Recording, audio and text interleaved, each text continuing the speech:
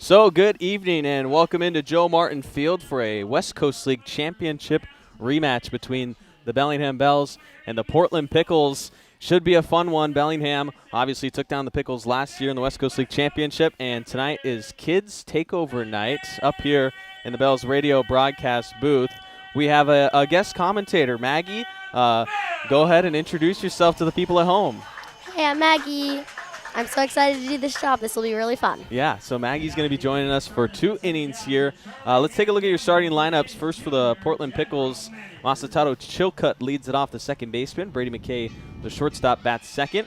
Bryson Glasgow, his first game back in a Pickles uniform, is at first base. Joel Roberts doing the cleaning up at the DH spot. MD Connor gets a start in right field. Behind him is Braden Gutierrez, the catcher. Tanner Johns starts in left for Portland. Mac Evans bats eighth in center field, and Branson Hong finishes out the order. Joseph Perillo is pitching for Portland. On the mound for Bellingham is Charlie Decker, the starter. Looking at the Bells lineup, Bo Schinkel in center field leads things off. Jake Lyle behind him is the designated hitter. Jorge Oliveira Gutierrez in left field gets the start. Matt Churchill does the catching with Noah Cassie at first. Tyler Peschke behind Cassie in the order is the shortstop. Rashad Hayes makes his debut today at second base. Batting eighth is Taylor Davis, the third baseman, and Tristan Schaefer gets a start in right field. So today, the last day of school for you, Maggie. How'd that go? It was really fun. No learning, just fun. Yeah, I've heard. We hire a couple of high schoolers here at the ballpark, and it seems like this last week of school has been a lot of movie watching and just relaxing. Does that ring true with what you guys have been doing? We just watched Toy Story 3 and Cars. Toy Story. Yeah. Which Cars? The first one? I don't know. Yeah. I wasn't really paying attention. They're all good. They're all good. So Chilcutt comes to the plate here for the Portland Pickles. Maggie, not sure if you know. I've heard you're a Bells fans, but this is a West Coast League Championship rematch. That's exciting, right? Yes, I watched last year. It was really fun to watch them shut the Pickles down. Yeah, absolutely. And I hope we can come into this 3-game series against Portland and do some of the same, as Charlie Decker, the junior out of the University of Puget Sound, throws his first pitch, and it's ball one low. Bellingham's wearing their pinstripe uniforms here in this game. You like these jerseys? Not as much as the ones last year that were baby blue, but yeah, they're good. Yeah, we still got the baby blue ones. Broke them out on the road against Springfield. Charlie Decker dealing again, and it's ball two outside. Portland Pickles wearing their green tops, gray bottoms. Charlie Decker here against Chilcutt. The Pickles enter this game 5-4. Bellingham 7-5 after taking down the Nanaimo Night Owls. Maggie, you watched the last home series at all against Nanaimo? Only one of the games. I did see their good games though. They won. That was good. They swept them. Yeah, they got the series win, so 2 out of 3, which is it's good enough. Yeah, we had a pretty crazy game in Game 2 of that series. Bells entered the 9th inning down 10-4, scored 7 runs. Bryce Johnson, a local kid out of Meridian High School, walked it off. Maggie, what high school do you, or you're not in high school yet, obviously, but what school district? Mount Baker. Oh, Baker. Okay, that's great. Maybe a future Mountaineer. As Chilcutt at the plate takes a 5-pitch walk to start off Decker's outing. Brady McKay, the shortstop, now up for Portland after the leadoff walk from Chilcutt.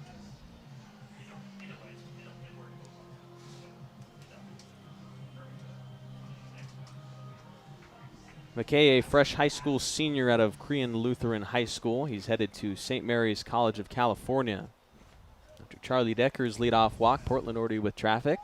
And they try to bunt the runner into scoring position, but it's foul tip for strike one.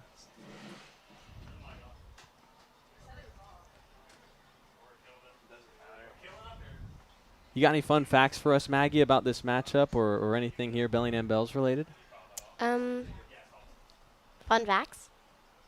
The Bells are awesome. I don't know if that's a fun fact. Yeah, totally. Yeah, you go to a lot of Bells games throughout the year?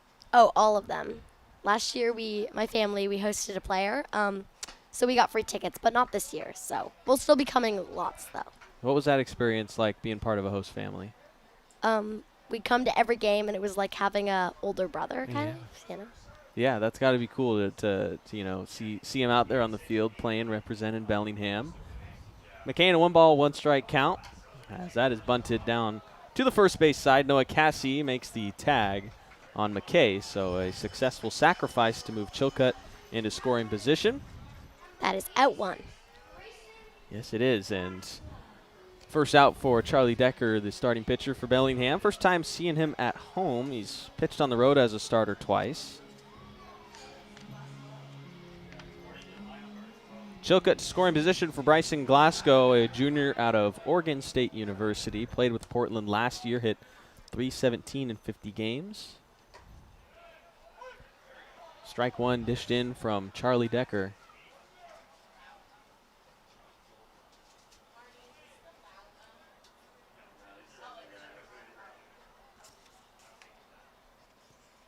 Decker set with one out here, top of the first inning. First game of 3 against Portland.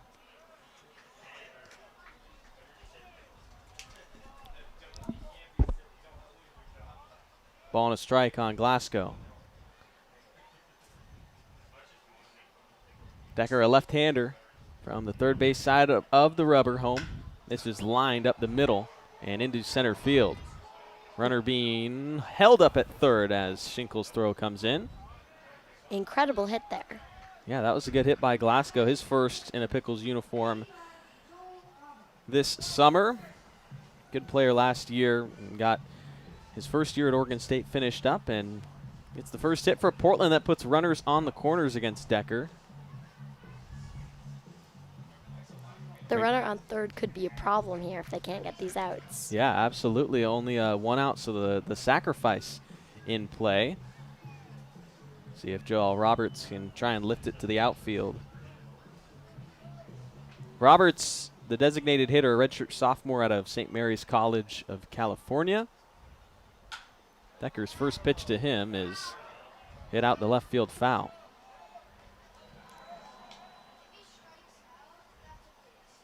Roberts did not play this year for St. Mary's, first season transferring there. His first season with the Portland Pickles. Portland's coming off a bit of rest from West Coast League play. Yesterday they took on the Gresham Grey Wolves, beat them 8-0. Must have been hard for them. The Grey Wolves, I mean. Yeah, totally. It was a blowout win in a non-league matchup, of course, but Portland 5-4 this year. You a fan of the Pickles at all? I know they're kind of trendy and they're all over social media, and sometimes I feel like their fandom stretches farther than just Portland. Honestly, no. I don't like their whole Portland is weird vibe they have going. That's what I love to hear here as a Bellingham homer, right? Yes. I'm very Bell supportive. You They're the best. You watched the championship game last year? I did. Really? Okay. Of course. That was a lot of fun. It was. They won 2-1, right? Yeah, 2-1 exactly. It was a close game and a fun one too. A little pitcher's duel. Charlie Decker here trying to find some outs. Portland with 2 runners up in scoring position after Glasgow advanced. Roberts in a 2-2 count with 1 out. Now there's 2 runners in scoring position. All you would have to do is sack Pop. Okay. Exactly, Maggie, and this might do it out to right field. It's Schaefer making the catch in play. Runner tagging from third as the relay is cut off by Cassie at first. Both runners move up, and Portland gets a run on the board early here via the sacrifice fly from Roberts. They're experienced players. This could be tough for us to come back if they keep getting runs early in the game. Absolutely. It's a hard ballpark to hit in, for sure. So any runs can be really crucial. We saw last night the Bells only needed 2 to get it done against Nanaimo to win that series, to a win last night against the Night Owls, as M.D. Connor steps to the plate for the Pickles. The junior out of the University of South Alabama. 2 outs and a runner on third for Portland. Chilcutt scored on the sac fly, burning that leadoff walk that Decker issued against Connor, missing low for ball 1.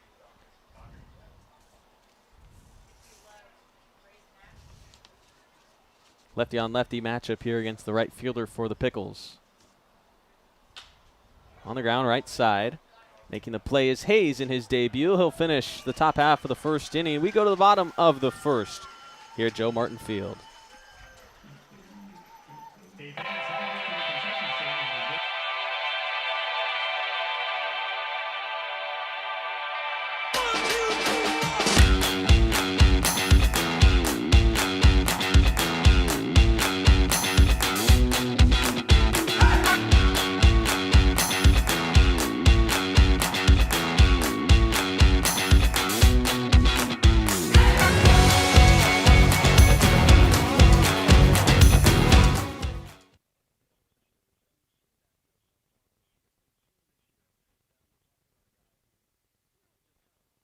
Need a break from everything? Escape to a place where anything is possible and the fun never stops. At Silver Reef Casino Resort, you'll discover world-class dining, championship caliber golf, a full sports book and bar, over 1,000 top-rated slots and table games, and so much more. Come join the fun and see why we've been consistently rated one of the region's top destinations. Visit silverreefcasino.com to book your stay and discover all the exciting events and promotions we have in store for you. Silver Reef Casino Resort, located off I-5, exit 260.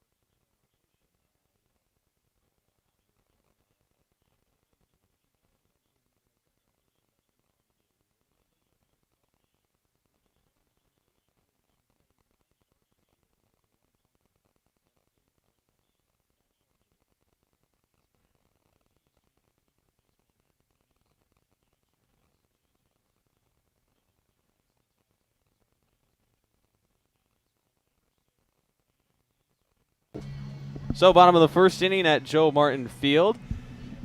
Pickles get one in the top of the first. Now Maggie's going to take you play-by-play here. Maggie, who's pitching for Portland? The pitcher will be Joseph Perillo, a freshman from McLennan College.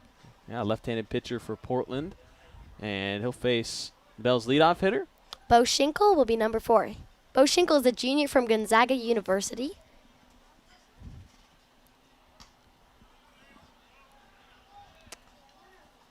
As a sophomore at Johnson County, Schinkel was the Kansas Jayhawk Community College Conference Player of the Year.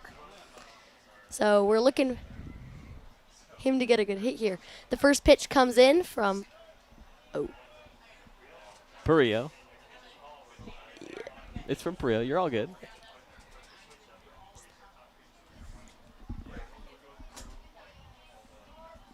I'm looking. Oh.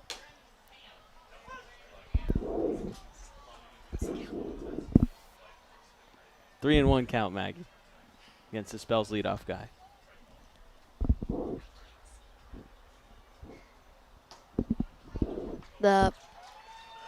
It's a walk. The leadoff batter, Bo Schinkel, is walked.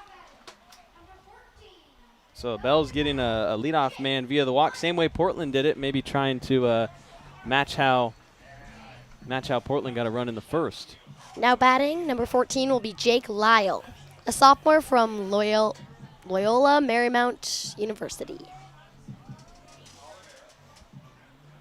Lyle had a good night yesterday. He picked up triple and a single, scored twice last night. A hit out to the shortstop, yep, McKay, and what happened there? Bobbled it? He bobbled the ball, and the runner is safe at 1. So it'll be an error on him, and Bell's got 2 early base runners.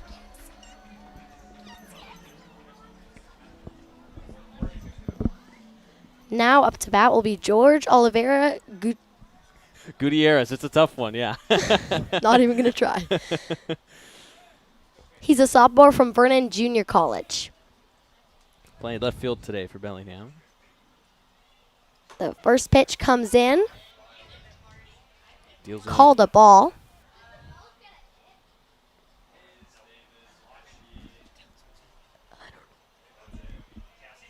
Bell's runner with a big lead off here. Off of 1.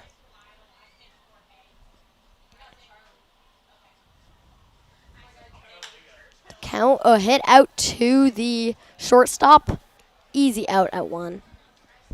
Yeah, Pickles turning that. It will be a double play. Yeah, double play, exactly. So a little 6-4-3 from Portland. Schinkel does go up to third, so Bell's got a runner in scoring position, but that is 2 good outs for Portland after giving 2 free base runners to Bellingham on the walk and the error. Really cleared off the bases there.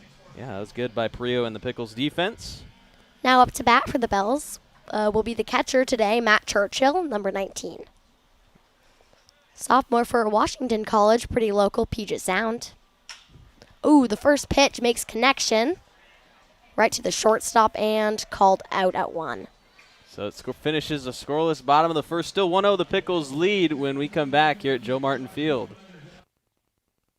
Puget Sound Energy is thrilled to team up with the Bellingham Bells for Community Wednesdays this season. Every Wednesday home game at Joe Martin Field, PSC and the Bells will celebrate a featured Whatcom County nonprofit with a $2,000 donation. Come out to the ballpark to cheer on the Bells while supporting these amazing organizations that make our community stronger. Together, we're building a better Whatcom County. See you at the field.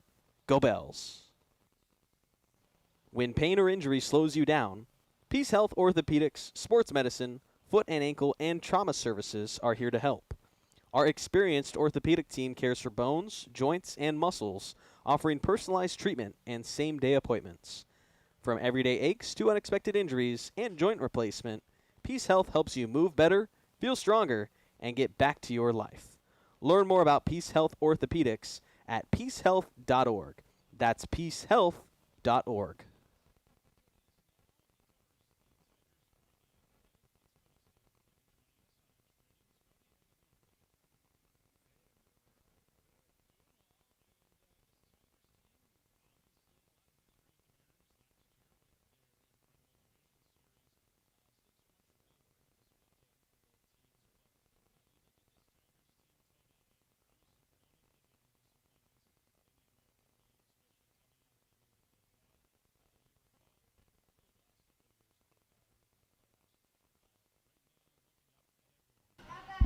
Back here at Joe Martin Field, top of the second inning, a 1-0 lead for the Portland Pickles. Charlie Decker back out there on the bump for Bellingham, and Braden Gutierrez to the plate for Portland.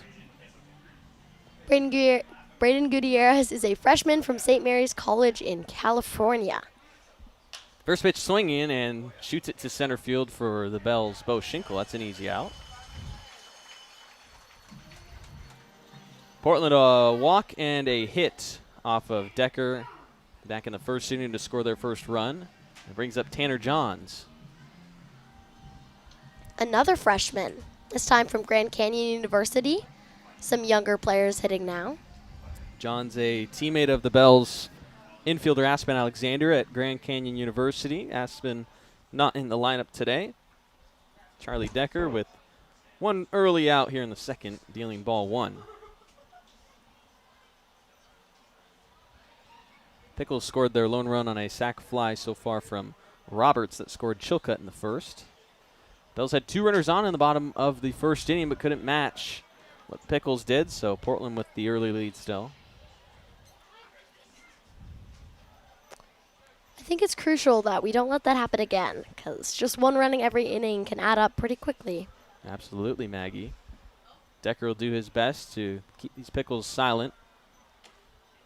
The ball on a strike count. He misses high for ball 2.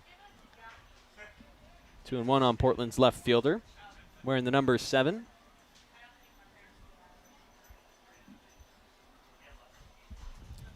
Decker with 1 out home. Swung on and lined over the leap of Hayes at second and into right field to Schaefer. And Portland will have a 1-out single, get a runner on first. This is not looking good for the Bells right now, but it's still early. We still have a chance here. Yeah, absolutely. Decker will try and work around the traffic of the single. Second hit he's allowed. Mac Evans to the plate for Portland. Pickles center fielder. Mac Evans is a sophomore from the College of Southern Idaho, so still up here in the Northwest. With 1 out, he flashes bunt. Churchill doing the catching today for Bellingham. Looking at the Bells infield, Churchill catching, and at third base is Davis. Peschke at short, Hayes at second, Cassie at first. And left is Oliveira Gutierrez. In center, Schinkel, and right, Schaefer. After ball 1 to Evans, Decker pitches and misses wide, 2-0 the count.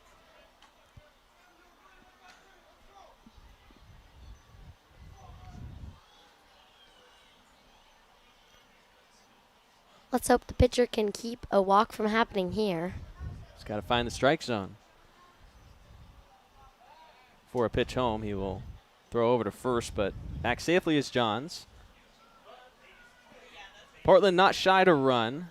About middle of the pack in stolen bases this year in the West Coast League. Decker's 2-0. Foul tipped by Evans. Strike one.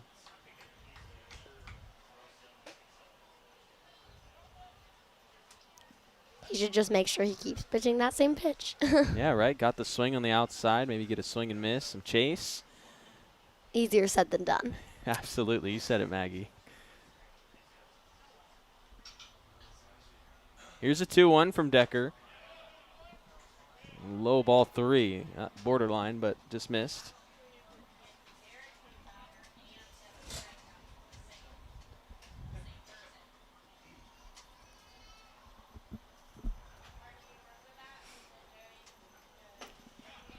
Finds the strike zone, and he needed to. 3-1 to get himself into a full count. Now 3-2 with an out and a runner on first. Let's hope he can keep finding that strike zone. Really need it here. And maybe find the double play either.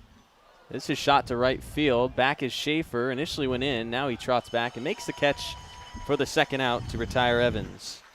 2 outs in the inning. Branson Hong is up. Bottom of the order hitter for Portland here, the third baseman. He'll be playing third base.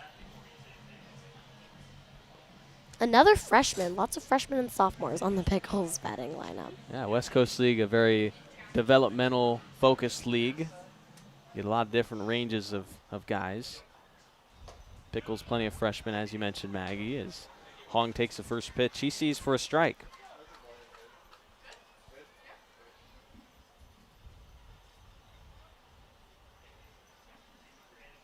Two outs here. Let's get this third. Got a force play at second and first. Pickoff throw to first. Back safely is Johns. After his 1-out single, Decker trying to strand him. Maybe he'll be just a little bit more scared of getting a lead off if he keeps throwing there. Yeah, that's why the lefty Decker is keeping him honest with those pickoff moves. 1-1 pitch low is ball 2 to Hong.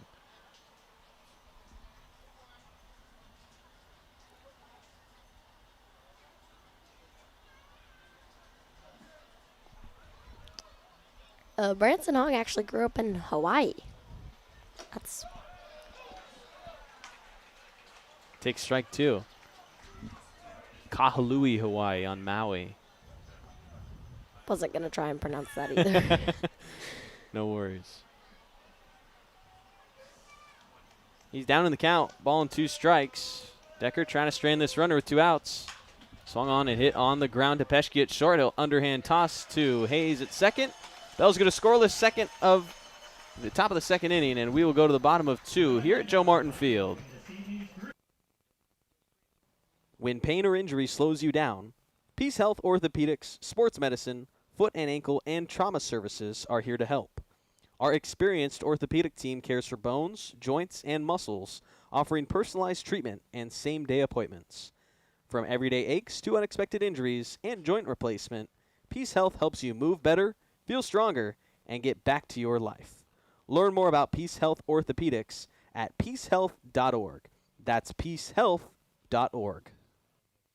Need a break from everything? Escape to a place where anything is possible and the fun never stops. At Silver Reef Casino Resort, you'll discover world-class dining, championship caliber golf, a full sports book and bar, over 1,000 top-rated slots and table games, and so much more. Come join the fun and see why we've been consistently rated one of the region's top destinations. Visit silverreefcasino.com to book your stay and discover all the exciting events and promotions we have in store for you. Silver Reef Casino Resort, located off I-5, exit 260.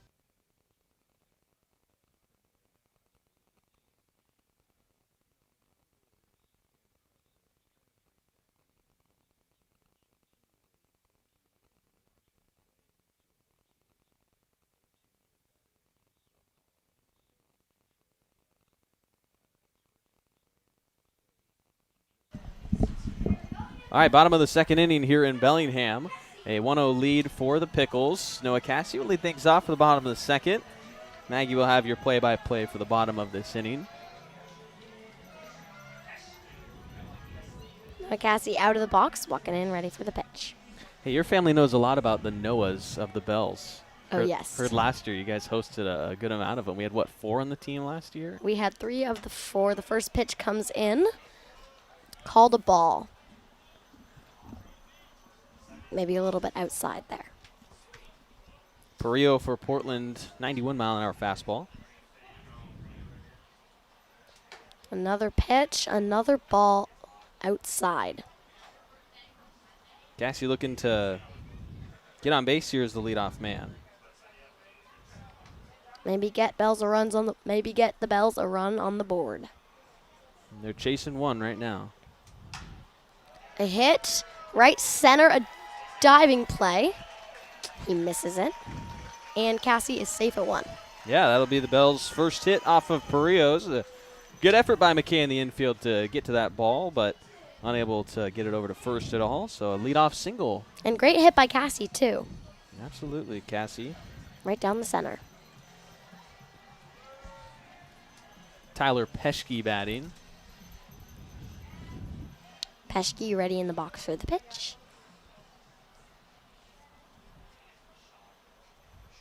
There comes the pitch. Called a strike right down the middle. Once again with that 90-mile-an-hour fastball from this lefty. Cassie getting a lead at 1. Perillo throws. It'll be a ball outside. Peschke, the Bells' shortstop, headed to UCLA next year. The count will be 1-1 on Peschke. Perillo with another pitch. Inside, almost hits Peschke there. UCLA. I heard you like UCLA. Yeah, I want to go there. Why is that? I don't know. Because it has a good name. I don't know. Yeah, I like that. No, it is. It's got good colors, too. Oh, a hit right to the second baseman. Gentle flick to the first baseman. Cassie bumps over to 2. Is now in scoring position. Peschke is out at 1. Chilcutt making that play for the Pickles. Like you mentioned, Bells with that tying run into scoring position for Rashad Hayes. The Pickles now have 1 out on the Bells.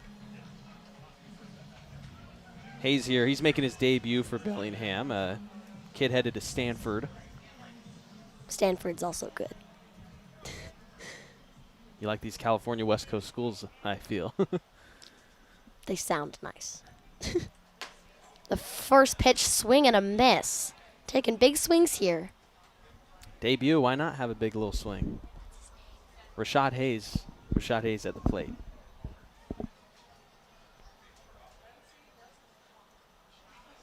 The count 0-1 on Hayes. The pitch comes Cassie with a lead. The pitch is a ball, making the count 1-1. Cassie's looking for a steal here, trying to get that tying run onto the plate. Yeah, he's trying to move up third base any way he can. Maybe on a wild pitch, something to the backstop. Try and get the Bells to tie this ball game early. A strike. This doesn't look good here. The count is now 1-2 on Hayes. He's falling behind. First at bat as a Bellingham Bell. Looking to impress. No swing on that last strike there.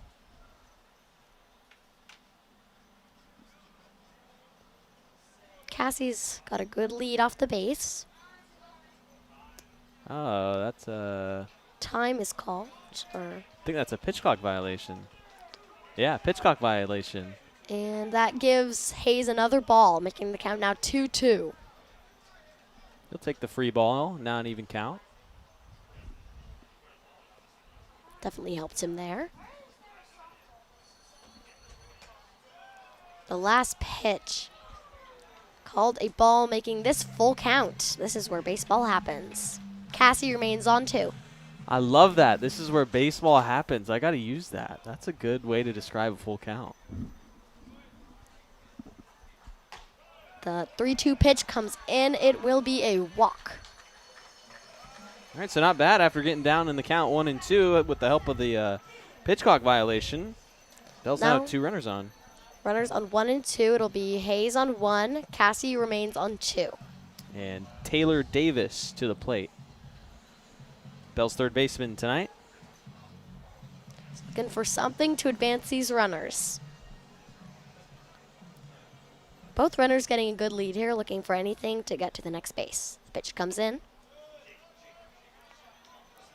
Call the ball. A little bit low there. Portland's going to take a mound visit here after the single to Cassie, a ground out to Peschke, and the walk unable to put away Hayes. Catcher needs to talk to his pitcher for a second. This could be a little pep talk, or it could be something, some plan, some trickery. Sure, they'll be trying to fool Davis the best they can. Looking for another out. Pickles do have play at every infield bag to try and turn 2. They turned a double play in the first inning to wipe one of the 2 base runners on that Bellingham had. Catcher back at the plate. Burlow is preparing to pitch.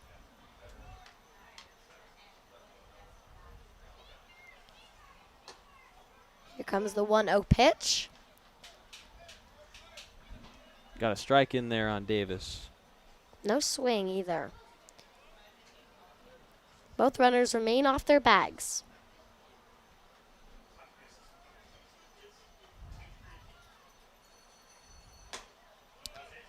Here comes the 1-1 pitch. Call the ball low. Davis, we saw him last night at second base, but with Hayes into the lineup, he takes over at third. Looking to do it with his bat here, 2 on. The count will be 2-1, so hitters count here. That could change though. Oh, a good hit right to the pitcher. Makes the play at 1, but advances Hayes and Cassie to 2 and 3. The Bells have 2 runners in scoring position here. Yeah, that was a productive out by Davis, although it is the second out in the inning. Now 2 in scoring position for the bottom of the order hitter, Tristan Schaefer. Tristan Schaefer looking for anything here. Schaefer out of Umpqua Community College. A right-handed batter in the box. Prepares for the 0-0 pitch. It is called a strike. Right down the middle. Yeah, Pereo's doing a good job filling up the zone after the walk to Hayes. The Bells do have runners on 2 and 3, though. They're both looking for a steal. Even though home is... Oh! Makes a hit. It is called foul. Schaefer falls behind, though, down to his last strike, 0-2. Doesn't look good here for Schaefer. Trying not to leave these base runners on. It's been a struggle. A shame. Bells have left a lot of base runners on in this homestand. Burlow prepares to pitch. 0-2 pitch. Call the ball, making the count 1-2 with 2 outs and 2 runners on. Runner on second with a big lead here. Burlow throws the swing and a foul ball. Yeah, I think he just got a piece of that one to stay alive. Still 1-2 count. He took a big swing there. He's looking for a hit. Trying to drive in these runs. 2 in scoring position would give him the lead. There are 2 outs, however, so Zach Pop can't do it here. Here comes the pitch. Ooh, close one there. A little bit inside, low and inside. The count will become 2-2. Yeah, that was a good take by Schaefer. Really close there and good zoning by the catcher. It's called zoning. Here comes the pitch. Out to left field. I think it was a line outs there. So Bells leave 2 runners on. Maggie, you're coming for my job. I'm scared. Thanks for being up here. That was a lot of fun. Kids takeover night. You know what I mean? Maggie, you got anything you want to say before you go away? That was fun. Well, I hope to see you back here in 10-ish, whatever years, and then you'll be calling Bells games here at home. Cool, yeah. All right, Kids Takeover night continues after this. Puget Sound Energy is thrilled to team up with the Bellingham Bells for Community Wednesdays this season. Every Wednesday home game at Joe Martin Field, PSC and the Bells will celebrate a featured Whatcom County nonprofit with a $2,000 donation. Come out to the ballpark to cheer on the Bells while supporting these amazing organizations that make our community stronger. Together, we're building a better Whatcom County. See you at the field. Go Bells. Need a break from everything? Escape to a place where anything is possible and the fun never stops. At Silver Reef Casino Resort, you'll discover world-class dining, championship caliber golf, a full sports book and bar, over 1,000 top-rated slots and table games, and so much more. Come join the fun and see why we've been consistently rated one of the region's top destinations. Visit silverreefcasino.com to book your stay and discover all the exciting events and promotions we have in store for you. Silver Reef Casino Resort, located off I-5, exit 260.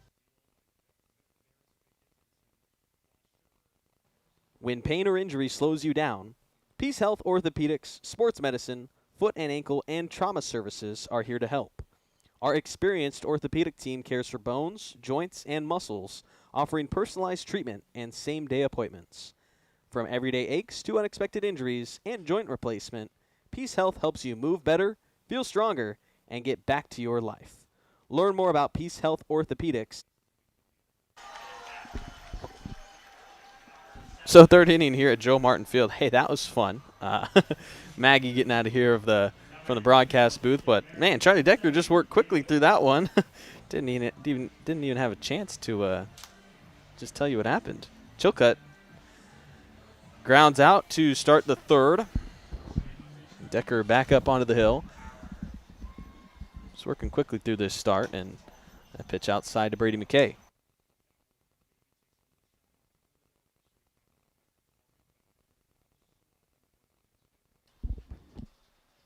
So Decker set 1-0. Pickles a 1-0 lead. If you tuned in, you're wondering, who's Maggie? Who is this? Why is she here? It's kids' takeover night at the ballpark. There's a junior PA announcer. There's some junior GMs walking around. There's, I think, a junior MC down on the field. It was the last day of school today, and kind of the Bells celebration of that was having the kids come, from school, take over the game. And that's why we had an early game, 4:35. Wanted to get the kids here in and out before their bedtimes. And, I mean, I'm not joking when I say that our guest commentator, Maggie, might be taking my job. She was so good. What a natural for just the job. I mean, this is not an easy thing. Going on the live radio, calling play-by-play. I mean, she really made it look easy, but that was a lot of fun. As Brady McKay strikes out, it's the first punch out for Churchill in this start. Bryson Glasgow now up the first baseman, had a single back in the first inning, one of two hits for Portland. Partially responsible for the Pickles 1-0 lead they hold. His single moved the eventual scoring runner up to second, as this is lined out to center field, and Glasgow has himself a pair of hits. So he extends this third inning with a single up the middle.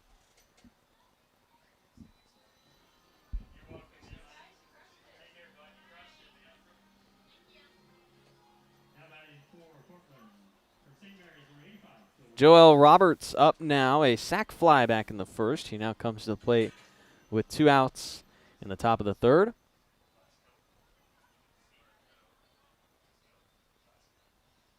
Two outs, and the pitch to Roberts low for ball one.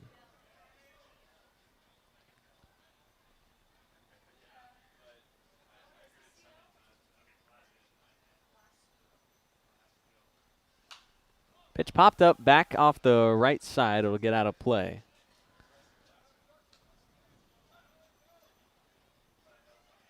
Roberts out of Central Catholic High School in California back in 2023.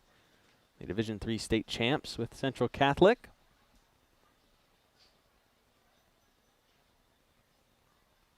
Pickoff throw to first, but back safely, Glasgow.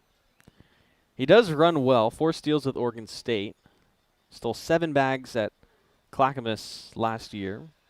And in last season with the Pickles, he had 12 steals. Not a shy runner at first base. Don't often see too much speed with first basemen at the higher level, but Glasgow a threat to run. Responsible for 2 of the 3 hits that Portland has as Roberts swings through strike 2. It's a ball and 2 strikes on the DH. Churchill so far 3 hits, surrendered 1 walk, 1 punch out. 1 run against him back in the first, trying to limit Portland to just that.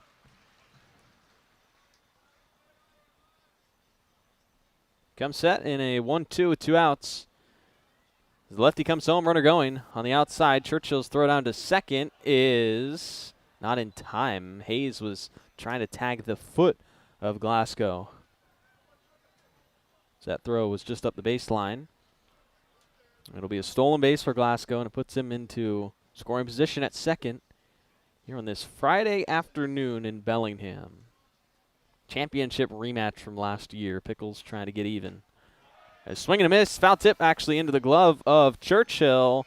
And that's a strikeout that finishes the third. 2 punchies for Decker in the frame. 1-0 lead for Portland when we return.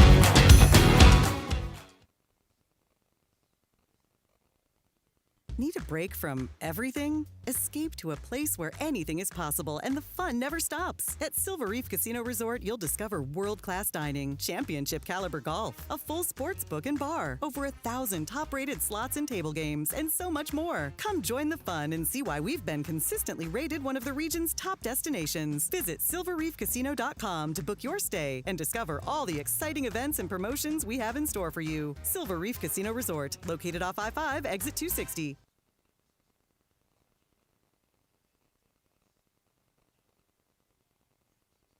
Bottom of the 3rd inning here at Joe Martin Field. 1-0 lead for Portland as we come back here to the ballpark.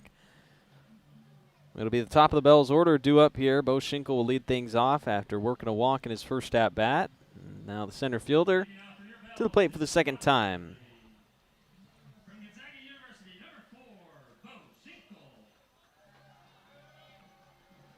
Schinkel, a Gonzaga outfielder, part of a Bulldog team that was 35-19. They won the West Coast Conference regular season title with a 22-5 record, but went 0-2 in the conference tourney and bowed out of the playoffs. Perillo's pitch to begin the bottom of the 3rd is ball 1 to Schinkel.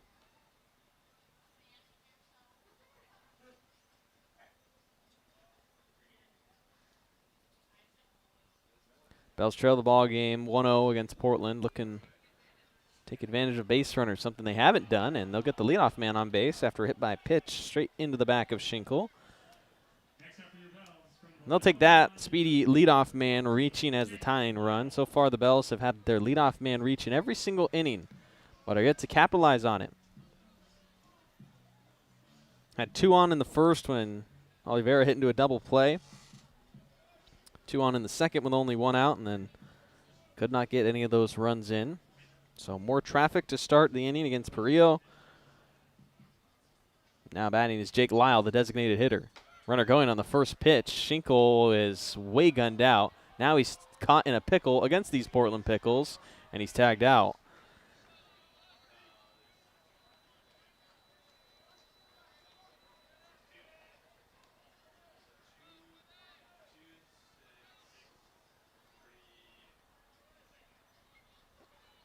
So now Lyle will bat with no runners on. Schinkel didn't get a good jump there and spoils that leadoff batter from reaching. Now here's the pitch into Lyle. In the dirt for ball 1.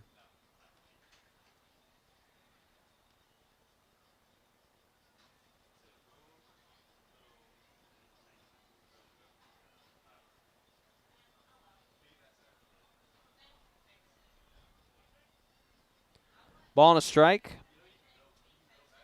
on the DH Lyle. Reached on an error his last time.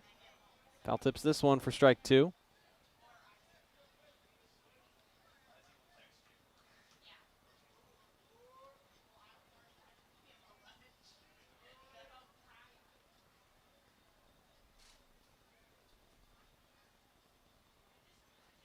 1-2 pitch from Perillo. And that's behind Lyle wildly.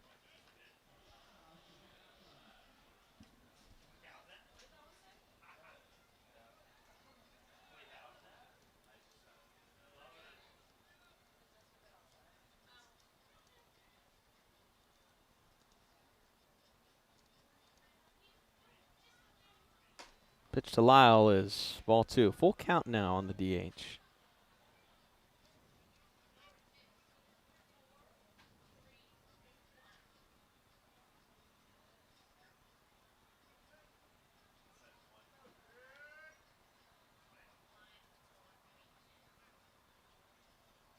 Here's a 3-2 to Lyle.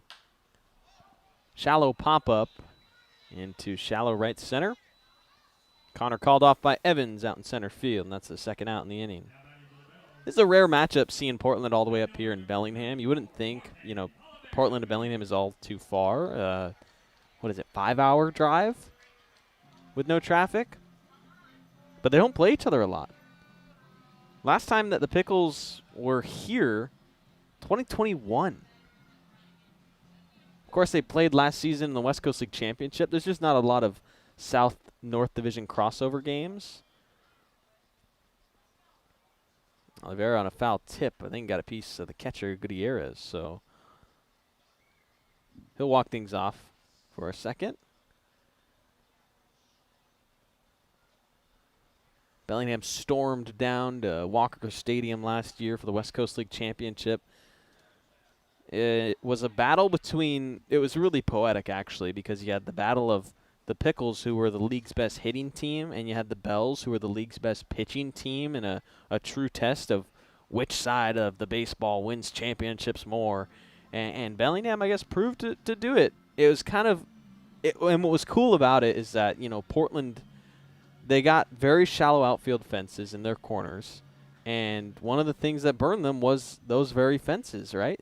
Nate Kirkpatrick's home run just squeaked over that left field fence to give the Bells their initial 1-0 lead, and they added to it on Noah Cassie's RBI fielder's choice later in the 8th inning, but just the 2-1 win. You didn't need a lot of offense, even though we were in the hitter-friendly ballpark, but it was just kind of interesting that the hitter ballpark that Portland has at home went against them in the championship game. Here the Bells will try and use their home field advantage, having this pitcher-friendly ballpark. Last night's 2-0 shutout, just the second shutout of the year, first one that we've seen by the Bells pitching staff here at home. It's Oliveira at the plate in a 1-2 count. There's a miss outside, ball 2.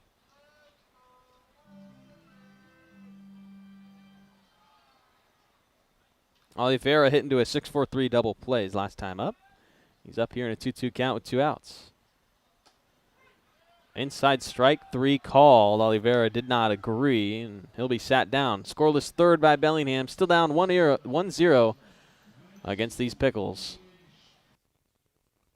When pain or injury slows you down, Peace Health Orthopedics, Sports Medicine, Foot and Ankle, and Trauma Services are here to help. Our experienced orthopedic team cares for bones, joints, and muscles, offering personalized treatment and same-day appointments. From everyday aches to unexpected injuries and joint replacement, Peace Health helps you move better, feel stronger, and get back to your life. Learn more about Peace Health Orthopedics at peacehealth.org. That's peacehealth.org. Choose cooperative. Choose community. Bank with local industrial credit union. Proud Sunday savings sponsor of the Bellingham Bells.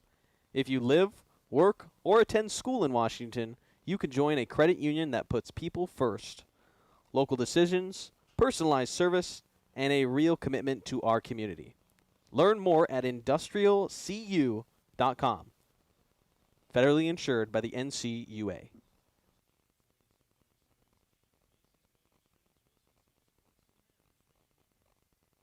This is Charlie Decker. You're listening to Bells Radio. Go Bells! 4th inning here in Bellingham. 1-0 lead for the Portland Pickles on the road up here at Joe Martin Field. And Charlie Decker going for his 4th inning of the start. So far has faced at least one base runner in each inning. A hit allowed to Portland in the 1st, 2nd, and 3rd innings with 1 walk issued back in the 1st. That's the walk that burned him for the 1 run that allowed The Pickles to get on the scoreboard first via the sacrifice fly. Now 5, 6, and 7 hitters come up here in the 4th inning for Portland. M.D. Connor leads it off for Portland. Pickles a modest 5-4 record right now. Did not play a league game during the start of this week.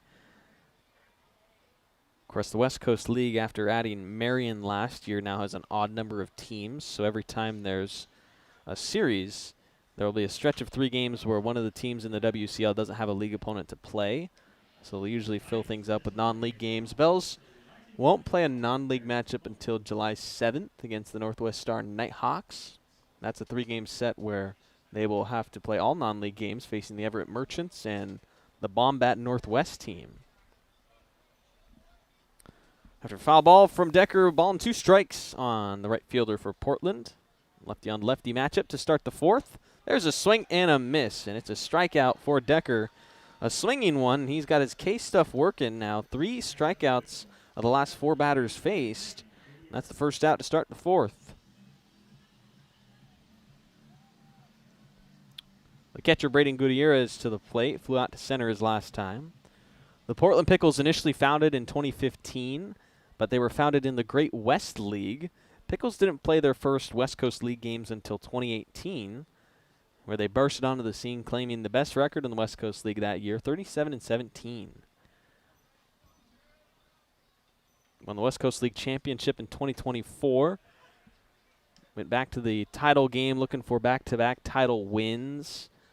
Last year they were hosting it, but Bellingham came into town and left Portland disappointed after the 2-1 win for the Bells down at Walker Stadium. There's a foul ball from Gutierrez, ball and 2 strikes. Last season, Portland was 43. They had 43 wins, which was the most in West Coast League history. Beat a previously held record by Corvallis, who had 42. There's a swing and a miss from Gutierrez, and Decker is striking out these Pickles. He's got 4 Ks for his last 4 outs recorded. And looking real good here in the 4th, second time through the order.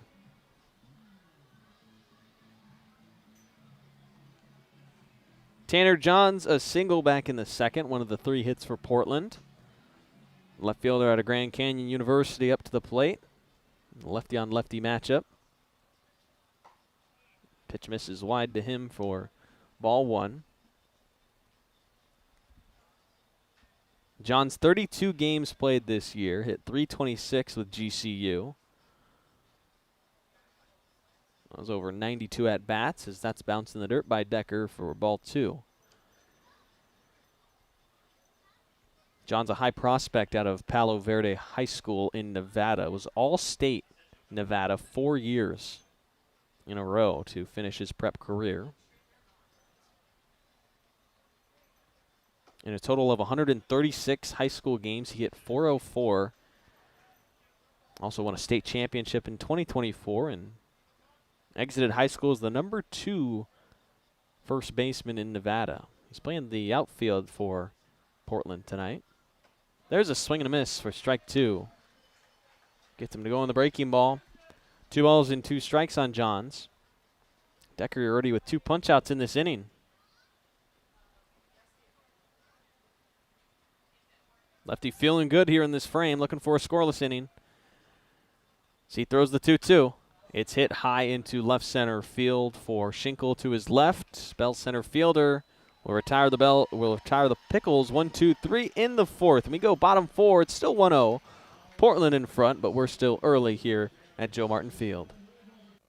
Need a break from everything? Escape to a place where anything is possible and the fun never stops. At Silver Reef Casino Resort, you'll discover world-class dining, championship caliber golf, a full sports book and bar, over 1,000 top-rated slots and table games, and so much more. Come join the fun and see why we've been consistently rated one of the region's top destinations. Visit silverreefcasino.com to book your stay and discover all the exciting events and promotions we have in store for you. Silver Reef Casino Resort, located off I-5, exit 260.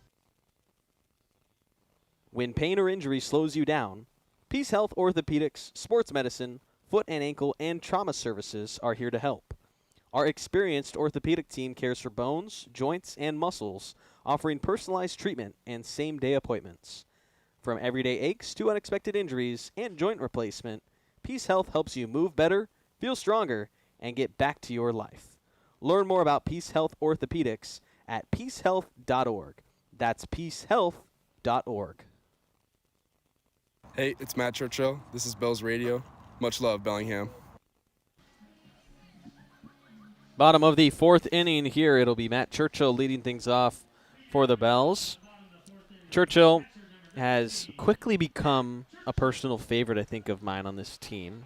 You know, a guy at the University of Puget Sound. When you stack him up against some of the guys, you know, the UCLA guys, the Stanford guys that we have here for the team, you know, it's hard to gauge how good he was going to be. But, man, he has been awesome. Been playing first base and catcher today. Also, just a great personality. I mean, he's cool as a cucumber. I guess will be the reference with the Bells playing the Pickles today. Churchill grounded out to short against McKay, the shortstop for the Pickles, in his first at-bat. After seeing ball one from Joe Perillo, who's back up onto the mound. That's a wild one. We've seen a couple of those misses be really wild for Perillo in this start. Lefty didn't pitch this year for McLennan. His first collegiate year out of Porter High School in Texas. 2-0 foul ball from Churchill, and it'll be his first strike. Perillo had committed to Texas Tech as the number 9 left-handed pitcher in Texas for his 2025 class, but changed his plans. Now here, pitching for Portland. Facing the Bells' leadoff man, Churchill, who's the cleanup batter in the order. Churchill heading the count 3-1.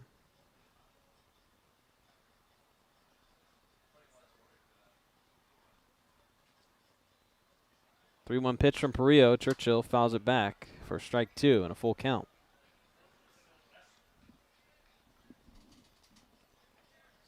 McLennan this year 46-13.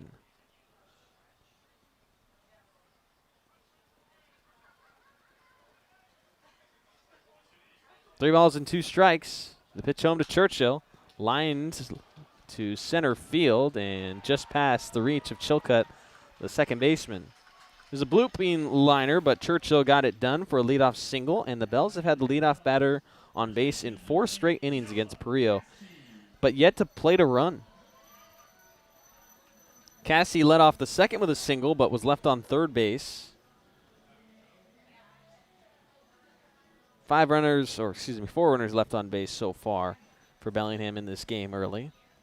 And for Cassie at the plate, one of the 2 singles that the Bells have off Perillo to go along with that hit from Churchill. First pitch swinging, and Cassie gets the foul tip for strike one. It's a beautiful day here in Bellingham. Wind blowing in as it always is here at the ballpark. Early game, so we'll likely be playing with all daylight here in this one. As Cassie takes the pitch outside. Tomorrow will be our usual 6:35 first pitch between Portland and Bellingham, and then Sunday it'll be 1:35.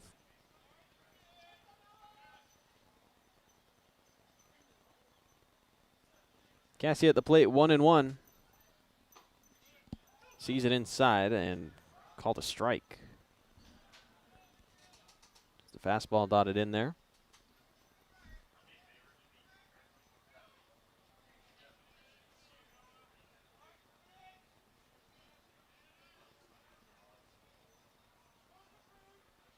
One and two pickoff move to first. Churchill head first back to the bag safe. Cassie last year, one of the few Bells that have returned from last year. He was a member of the championship team, played in the championship game.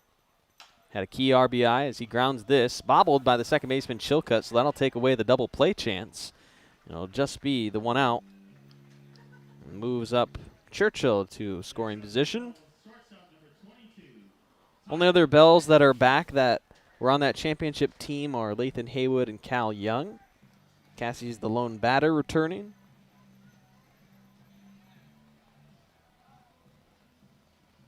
Tyler Peschke after a ground out to second base up here. Churchill off of second as the tying run. Strike one on Peschke.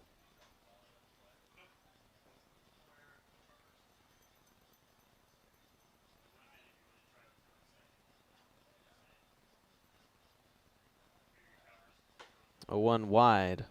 Ball 1 to the Bells shortstop. Peschke out of Fountain Valley High School in California before attending Cerritos College this past year. He's now headed to UCLA.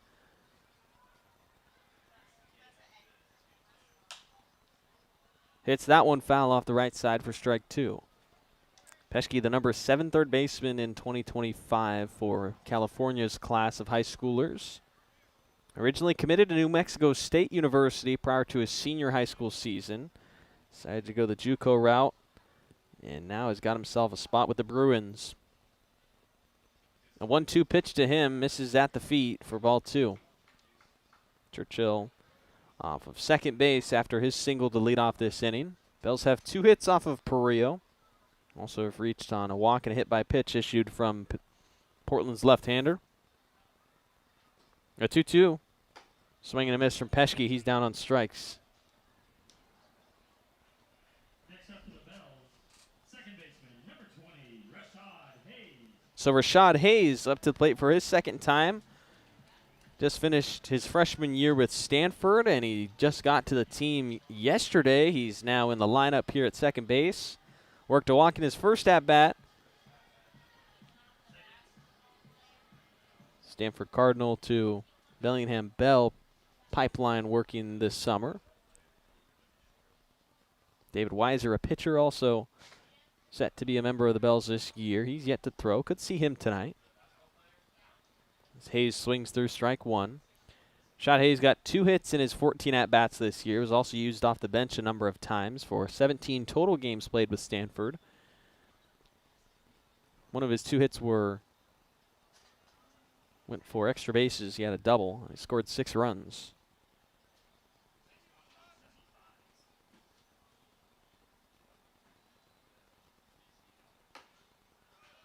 Takes a strike, 0-2 on him. He's a 6'1" middle infielder, headed into his sophomore season. Down to the count, no balls and 2 strikes, and Perillo looking to finish this 4th with a pair of Ks. Struck out Peschke. Now an 0-2 count against Hayes. Misses up and in for ball 1. Hayes initially out of Bishop O'Dowd High School. That's an Oakland school in California. The number 10 shortstop in California when he graduated.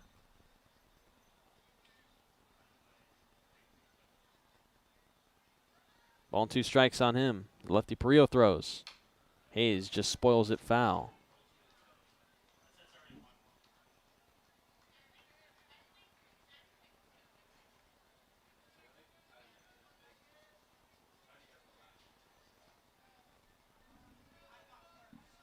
So still a 1-2 count on Hayes as Perillo looks to strand yet another Bells base runner. Churchill off of second after his leadoff single.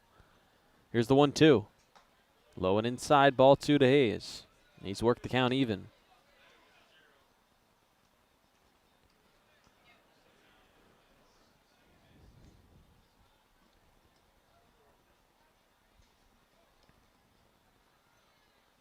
Two balls, 2 strikes on the Bells' new second baseman. Hayes takes it outside, and he's worked it into a full count. Good at bat from Hayes as he shows the discipline at the plate, gets it full. Taylor Davis on deck. Bottom of the 4th inning, Portland a 1-0 lead. Perillo set. Looks back at second. Throws his payoff pitch home. Hayes chops it up the middle, heading for the gap. The shortstop, McKay, cuts it off. His throw to first is low and not in time. Hayes beats it down the line for an infield single to put runners on the corners. Bang, bang play down at the first base bag, and Hayes beats it out, as it was a bouncing throw to Glasgow at first from McKay. And now Taylor Davis looks to drive in the Bells' first run of the game. He had 24 runs driven in this year in 45 games with Umpqua Community College. Gutierrez is going to head up to the mound to talk over with Perillo, who has not been bitten by his traffic that the Bells have had throughout the start of this game, but now with first and third, Bells trying to threaten. He forced Davis to a 1-3 ground out in his first at-bat. Now the whole infield up on the mound to talk to their left-hander.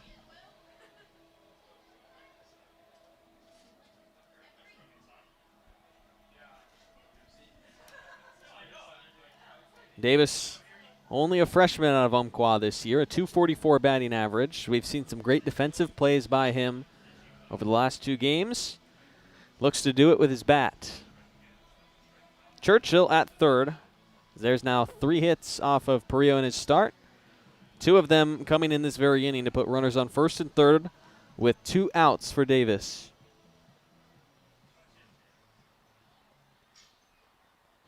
Perillo throwing home. Davis patiently takes ball 1. Looking for a good at-bat here. Tristan Schaefer in the bottom of the order on deck. Bells trying to tie this ball game down 1. Churchill 90 feet away from doing just that. If Davis can extend this inning. Low pitch to Davis, ball 2. Couple of misses from Perillo.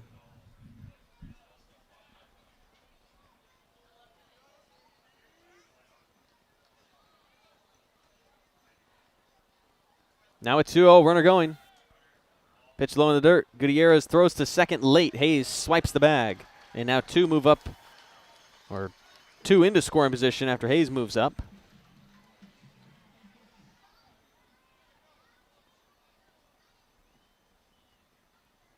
Ball was also a miss to Davis, so a 3-0 count. First base now open though, but a walk loads the bases for Bellingham. Perillo's 3-0. Outside a 4-pitch walk to Davis. Now batting for your Bells, number 5, right fielder, Tristan Schaefer. So now Tristan Schaefer, an Umpqua teammate of Davis, will try to drive in the runs himself. He hit it hard his last time, but straight to the glove of Chilcutt at second base on a line drive.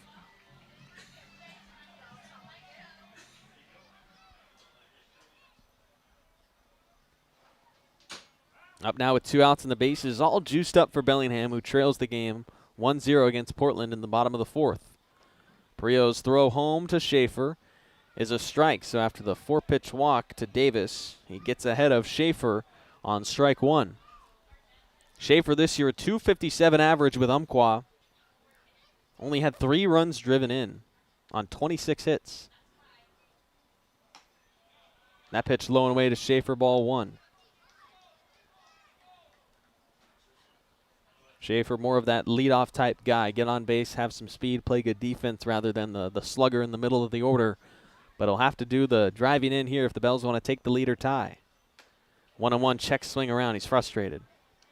So it's strike 2, 1-2. Choke up on the bat here, get the ball in play, give yourself a chance. Pickles with an error and a couple of bobbled balls in the infield so far. They play here in this turf field. Ball and 2 strikes to Schaefer. Hit on the ground weakly, right side. Chilcutt to his left, scoops and throws in time. And Schaefer's retired. The Bells leave the bases loaded in the 4th. It's 1-0 Portland out in front, and we go to the 5th.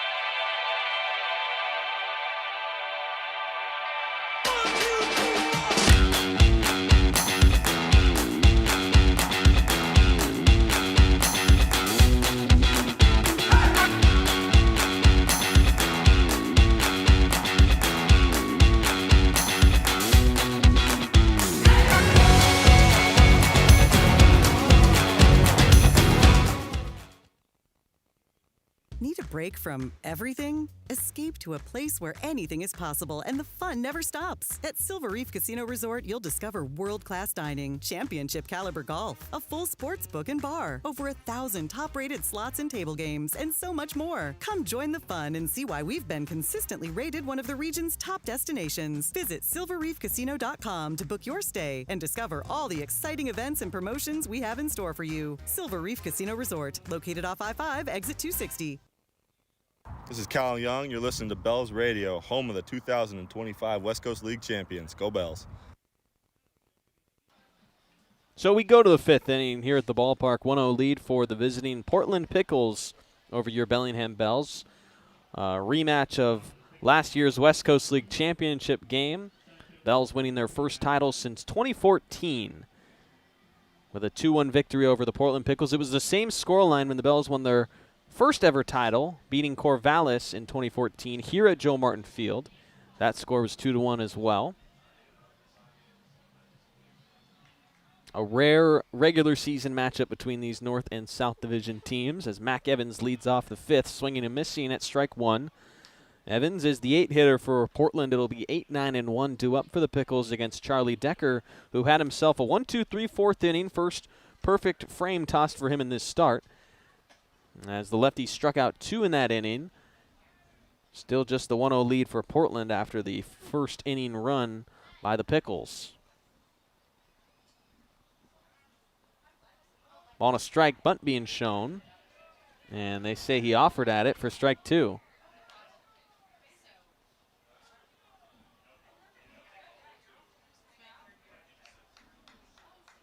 Evans flew out to right field his first at-bat.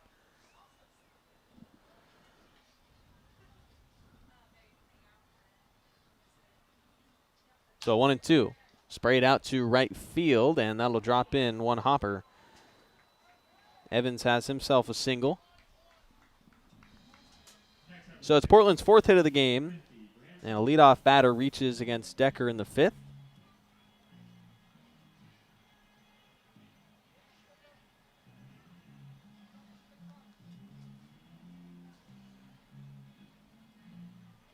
Brings up the bottom of the order hitter, Branson Hong.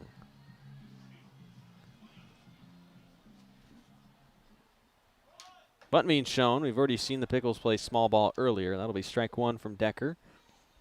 After they had the leadoff man reach in the 1st, McKay bunted Chilcutt over to second base, and then after a Glasgow single, a sacrifice fly, scored Portland's run. Good clean baseball by the Pickles in the 1st to get their first run of the game. They're trying to do it again here after the leadoff man reaches in the 5th. Pickoff throw to first base just to see if Evans was moving early on a potential sacrifice try from Hong.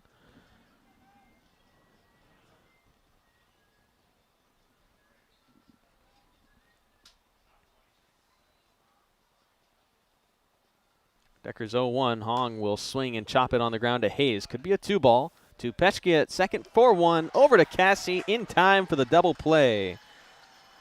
4-6-3 go the Bells defense. That wipes the bases empty as the lineup card turns over to Chilcutt for the 3rd time.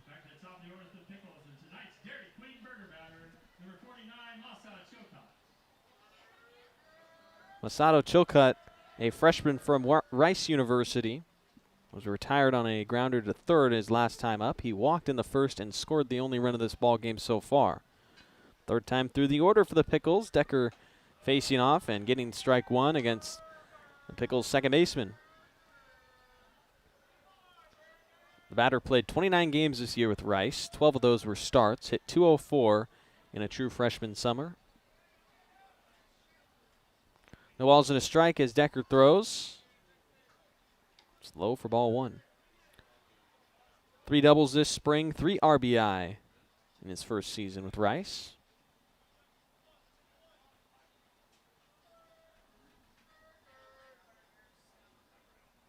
One and one from Decker outside for ball 2.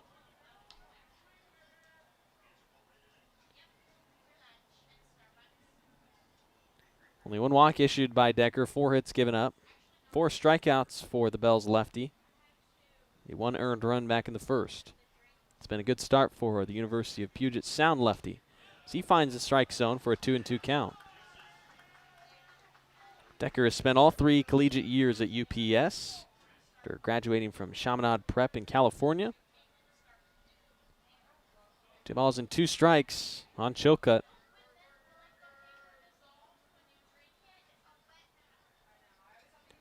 Decker's 2-2 is just foul tipped by Chilcutt, nearly a swing and miss.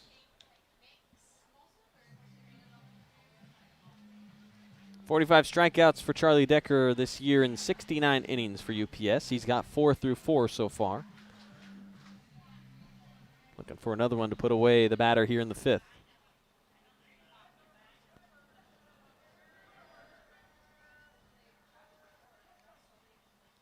Decker's 2-2. Outside, ball 3, full count.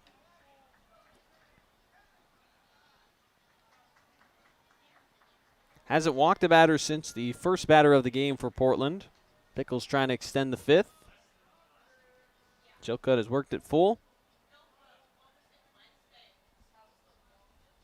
With 2 outs, the payoff pitch is strike 3. Called, and he gets sat down looking. Was ready to head to first base, but instead it's the 5th strikeout for Decker, and the Burger batter goes down on looking strikes. We'll go bottom 5 here in Bellingham as the dinger run takes over the Bells infield.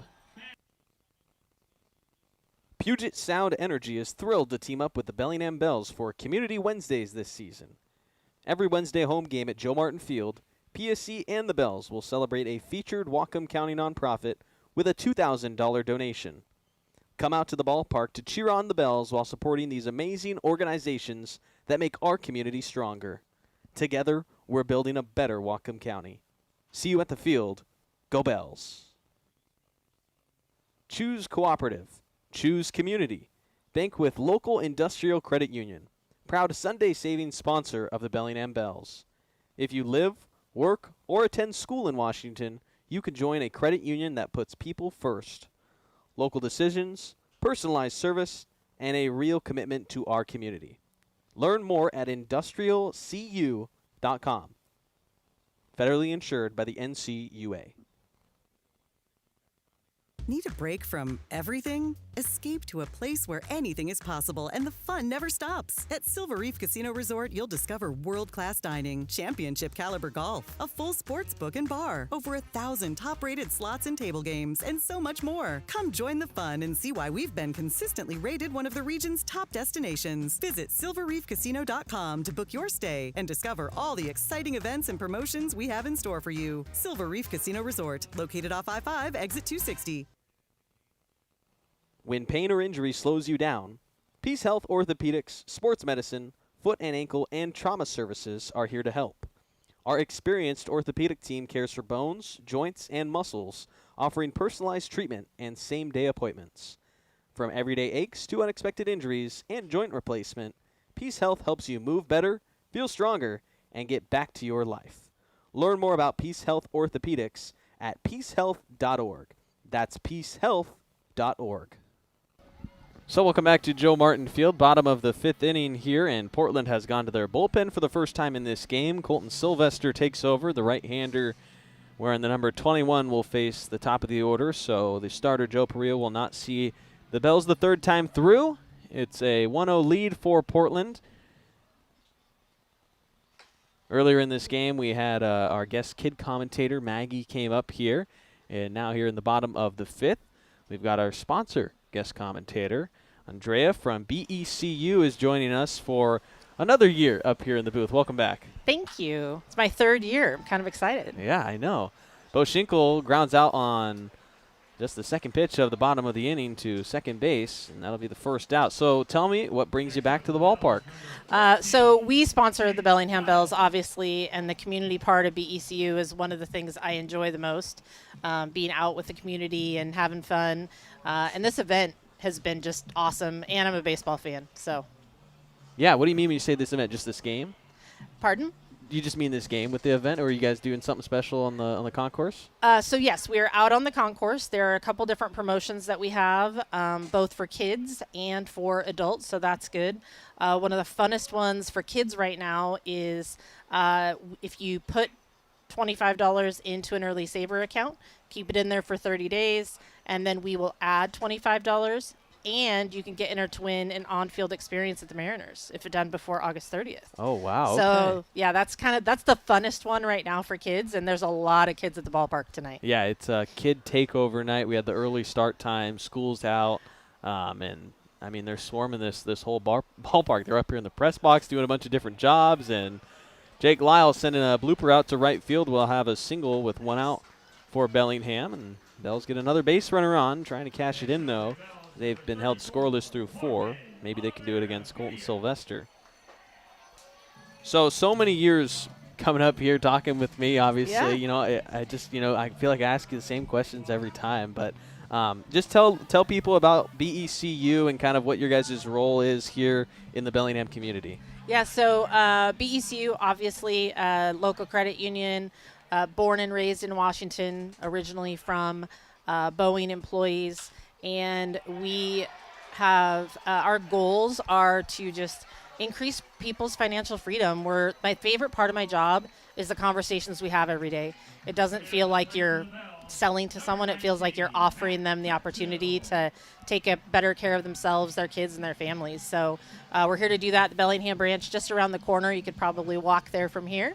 That team is fantastic, and they're out on the concourse tonight, able to answer any questions you might have. Jorge Oliveira Gutierrez with a opposite field single to put 2 on for Bellingham here, and a chance for a nice big inning with Matt Churchill at the plate. Bell's cleanup man already with a hit in this game and nearly gets hit on the inside for ball 1. So there's a lot of choices when it comes to, you know, local guys kind of like you in the region. Why should people choose BECU? I think one of the main reasons is the friendly approach and the people.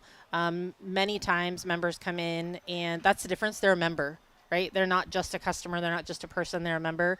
And they come in, and you go into some of the bigger financial institutions, and there might be one person there who's a teller and a personal banker and the branch manager, and you don't get that personal approach. I approached a member today, knew he was in for a wire, and he goes, "How did you remember that?" I go, "Because I helped you a couple of weeks ago." He's like, "Really?" I said, "Yeah, I remember you. It's unique that you do an international wire." Yeah. So that kind of relationship, I think, is what brings people to BECU and keeps them at BECU. Yeah, absolutely. I feel like sometimes when you go, this is in general with any business, you go to some big chain, they're not going to know you, but you go to the small town mom and pop or local thing, it's like build actual relationships there. Right. Churchill 3-1 count after that strike. Colton Sylvester trying to avoid loading the bases for Noah Cassie, who's on deck. Anything? I know you mentioned a couple of you know, the promotions you guys are doing with the kids. Anything else that's time relevant? Yes. The other thing that is really relevant, it's our 90th year of being BECU, which is kind of crazy, like 90 years as a credit union. Yeah. And so normally when you refer someone, you're a member, you refer someone to BECU, you get $100, they get $100. And now in celebration of our 90th year, you, the member, current member, get $190. And upon eligibility, the new member gets $100 still. So a little bit of added bonus for our 90th anniversary. Yeah, that's cool. I did not know you guys were around for that long. I know. Yeah, it's hard to remember sometimes. You're like, 1935? Really? Yeah, that's crazy. It's a long time. That dates back to the original Bellingham Bells, you know, Wow. before they were even what they are now, obviously. They've transformed a lot, I'm sure you guys have as well over the years. Exactly. I was like, wait, I don't think my hat says, I think it says 1999, my Bells hat I have on. That's this edition of it, right? Yes. So, yeah. I mean, quick history lesson. Bells stole kind of this name moniker Bellingham Bells from an old team that played back in, you know, the early 1930s, 40s, played up until the 80s. Weren't a team, became a minor league ballpark team. They weren't called the Bells when they were in minor league, but the reason why they took the Bells name for when they joined the West Coast League and Pacific International League was because of the team back in the early 1900s. Nice. Great connection. Yeah. Obviously, connection with BECU and the Bells. Why do you guys like partnering? As Cassie, hold on a minute, hits this up the middle. Bells get on the scoreboard. Oliveira Gutierrez trying for a home. He slides around the tag and is safe. Runner going up to third. He's also safe. Cassie brings in 2. And just like that, Bells swipe away a 2-1 lead here over Portland. That was great. That was awesome. I'll take the interruption anytime for a great play like that. Lyle scores. Oliveira Gutierrez around the tag, and Churchill goes first to third. There's only 1 out in the inning. Portland had just had a little mound visit with Sylvester, who has now given up 3 hits in the inning, 3 hits, 1 walk, and 2 runs, with more damage potentially to be done with Tyler Peschke. So let's get back to that. Why do you guys like partnering with the Bells? I think just the connection of baseball as a whole. Jared, who is the branch manager over here in Bellingham, is a huge baseball fan. Been in this community longer than he's been with BECU and really has those connections. And I think the family environment that the Bells have, my first game up here, I was so surprised. It was, I've been to the Everett Aqua Sox, I've been to Tacoma, just a little bit smaller scale, but still just the same amount of energy and family community that's involved up here. And a lot of the same people, right? So I think that's part of the great connection that we have. So we love being a sponsor of anything that relates to the community, especially locally. We have some big partnerships, but this one is a really special one, I think, to Jared and the team over at the Bellingham branch. Yeah, I mean, you kind of said it right on par, right? The Bells just do it so different than anyone else in the WCL, I feel like, when it comes to presenting the team and the home games as such a family-friendly environment. That's really the emphasis. I mean, you even see it tonight with the kids' night, the takeover. I mean, who else is doing that? Right. I'd never heard of it. As strike three gets laid in there on Tyler Peschke for the second out. Last year when I went down to Portland for the championship game, it was the first time I'd ever gone to a road West Coast League stadium.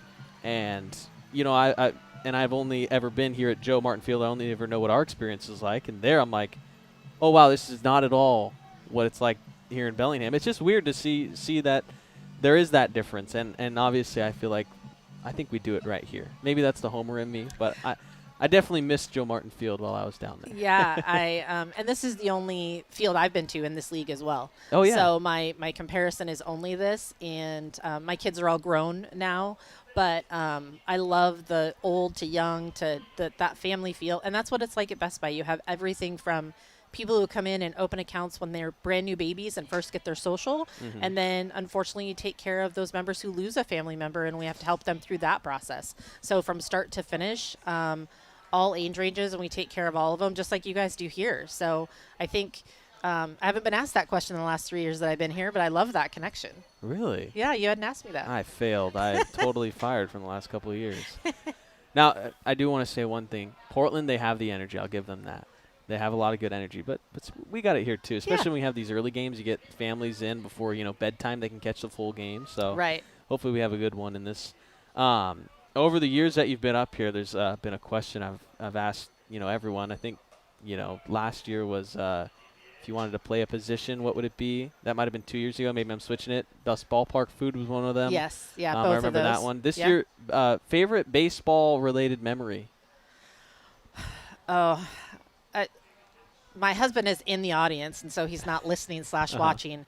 But the very first time I met my husband, we were playing pickup baseball out in his outfield, which is now no longer an outfield.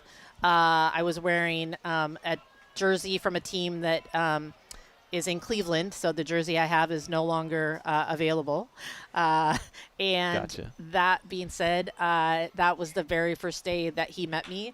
And I met him, and he remembers to a T what I was wearing that day. And so while it's not a professional baseball memory, it is my baseball memory. No, so. that's exactly what I'm looking for, right? Yeah. So, hey, Andrea, thank you so much. Thanks for the partnership with BECU and the Bells. Obviously, it's a big one. So, any last words that you wanted to say when you came up here?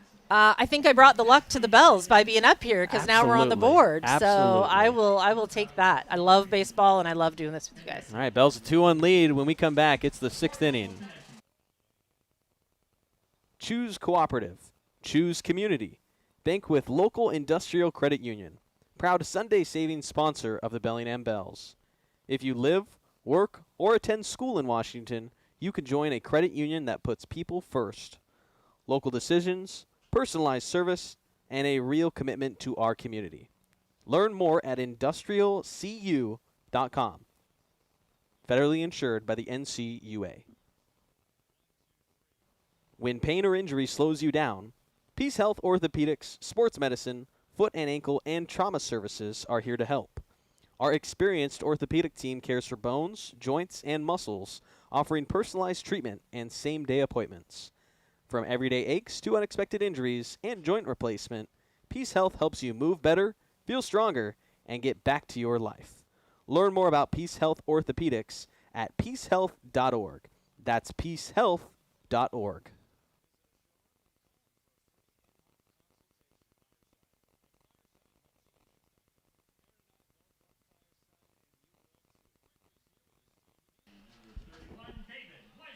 Sixth inning here in Bellingham, and a pitching change for your Bells. Mentioned earlier in the broadcast that this could be a possibility with him showing up just yesterday. We're seeing Rashad Hayes in the lineup. And now, David Weiser for his Bells debut. The Stetson right-hander wearing the number 31 in those Bells pinstripes, going to take over. And he is taking over in a 2-1 lead for Bellingham. What a job by the Bells in that fifth. 3 hits, a walk. Cassie doing the big heavy lifting with the 2 RBI knock, scoring Lyle and Oliveira. Oliveira with a nice slide around a tag. And now Brady McKay, second in the order for Portland, but first up here in the 6th, with now the Pickles trailing 2-1. As Weiser deals the first pitch low for, strike one. 92-mile-an-hour fastball from Weiser. Weiser, 6'3", right-handed pitcher out of Elk Grove, California. 0-1 swing and miss. Weiser out of Bradshaw Christian High School. Just played in his freshman season at Stanford. Exited his prep career as the number 20 right-handed pitcher in California. On an 0-2 pitch, he misses it away for ball 1.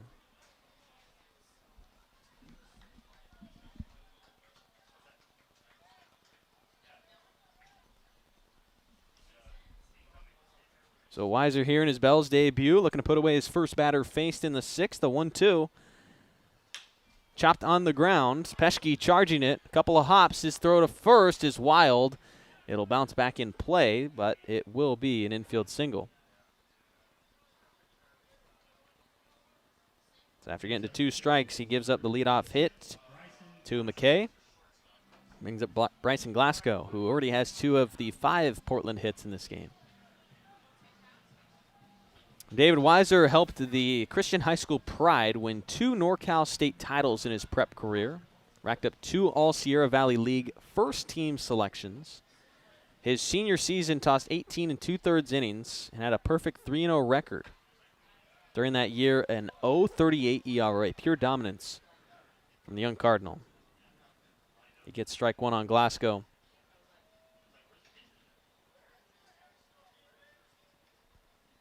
After strike 1 on Glasgow, we'll see Weiser continue to go to work. He's got a 3-pitch mix after that pickoff move. Runner is still safe. Fastball, slider, changeup. And that fastball has reached up to 95 miles an hour before. There's a pickoff throw back to first base.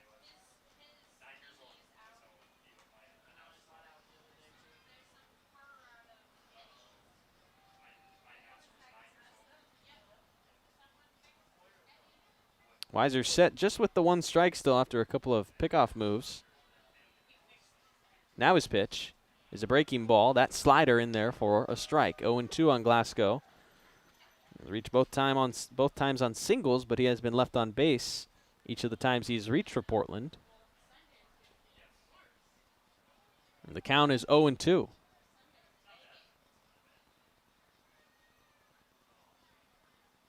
Here's the right-handers. Oh, hold on. Another pickoff move over to first. He's really abusing McKay back there.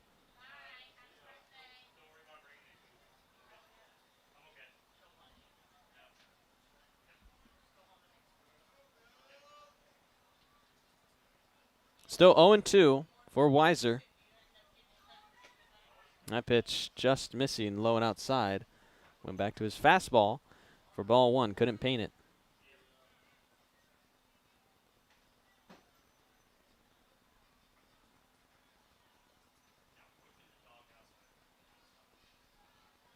Ball and 2 strikes. Weiser home. Sprayed foul off the right side from Glasgow.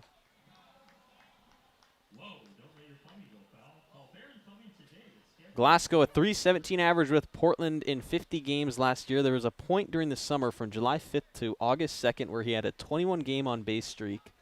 Ended up finishing the year with 50 hits and 53 runs driven in.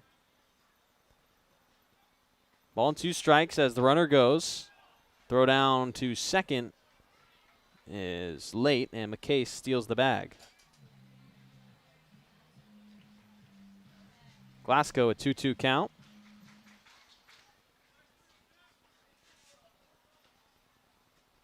Now runner up into scoring position as the tying run for Portland in a 2-ball, 2-strike count.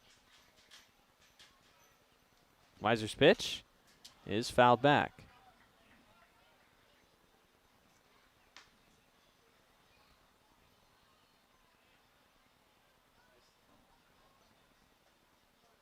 Glasgow making it a tough out here after falling down 0-2. It's gotten the count even. Battled off a foul ball there. No outs here in the 6th. Hit on the ground the opposite way. That gets through for a base knock. The runner will be stopped at third as Schaefer gets it in. No need to rush that run home with no outs in the inning. Pair of singles off of Weiser to get his Bells debut started, and now in danger of surrendering this 2-1 lead with runners on the corners for the Pickles. Joel Roberts, a sacrifice fly in the first to get Portland on the board. Does that again, and the game will be tied. No outs in the top of the 6th. Portland has back-to-back singles to get runners on first and third against Weiser.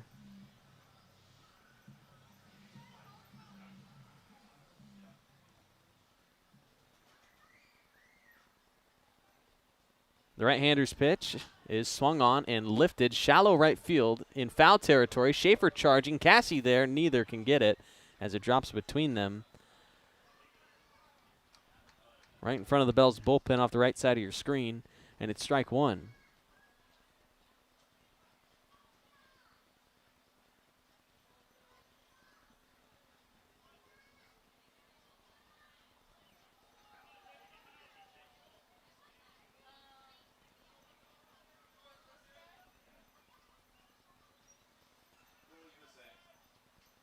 On one runner going. No throw down from Churchill. And it's strike two.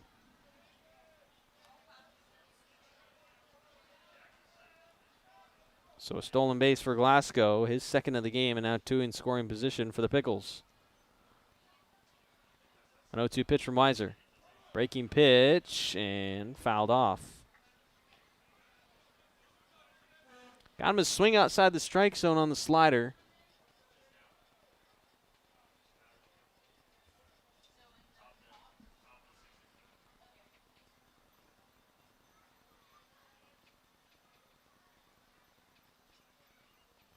The 0-2.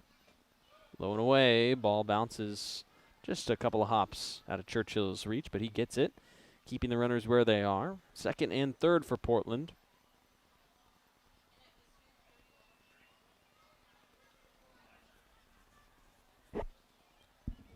Weiser, the first pitcher out of the pen for Bellingham after 5 one-run innings by the starter, Charlie Decker.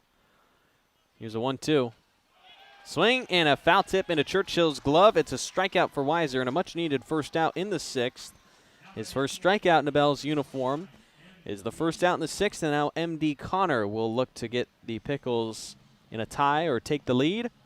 One out, runners on second and third still for Portland. As Connor, the junior from the University of South Alabama, comes to the plate for the third time, working on an 0-2 game after striking out swinging back in the 4th.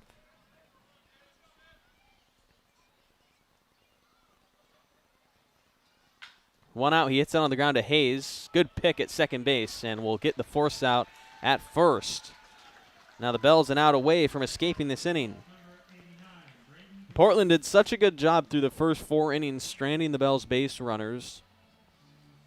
Now the Bells trying to do that themselves with 2 on scoring position. Gutierrez to the plate. He's 0-2. Braden Gutierrez flew out and struck out against Charlie Decker. Weiser, after 2 singles to start the frame, has retired his last 2 batters. The right-hander home. Big swing and a miss as Gutierrez chases the slider.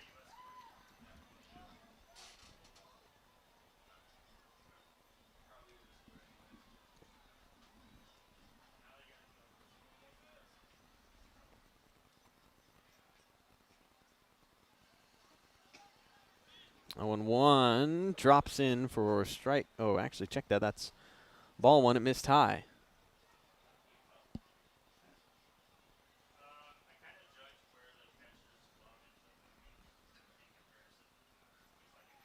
Ball and a strike. Weiser home with 2 outs. Hit on the ground to Hayes. To his left a couple steps. He makes the play at first base. 2 left on for Portland. Weiser works around the first 2 hits of the inning. And the Bellingham Bells still lead at 2-1 as we go to the 6th, bottom of the 6th inning here at Joe Martin Field. Choose cooperative. Choose community. Bank with local industrial credit union.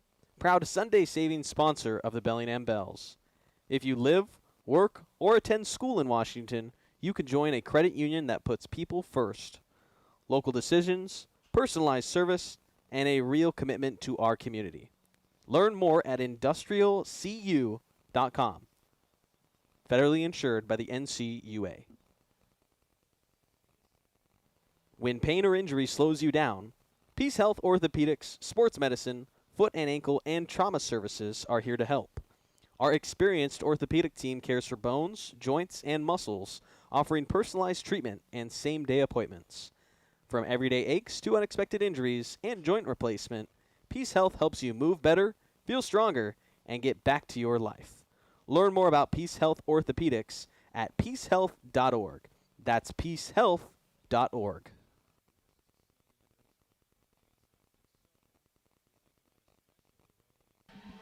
Bottom of the 6th inning in Bellingham, 2-1 the lead after David Weiser makes his Bells debut in the top half of this frame. Sees 2 Portland batters reach on back-to-back singles in the inning, but strands them. Strikeout and then a pair of groundouts to Rashad Hayes at second base, who plays the lockdown defense to get us to the bottom of the 6th with that 1-run lead for Bellingham after Noah Cassie drove in 2 in the 5th. Came to the plate with the bases loaded after 2 singles and a walk issued by Colton Sylvester. And now Portland goes to their bullpen for the second time in this game. Sylvester was the first arm to relieve Joe Perillo after his 4-inning start. Now on the mound is Matthew Palmatier. Taylor Davis leads it off for the Bells. In the bottom of the 6th, it'll be 8-9-1 due up for Bellingham.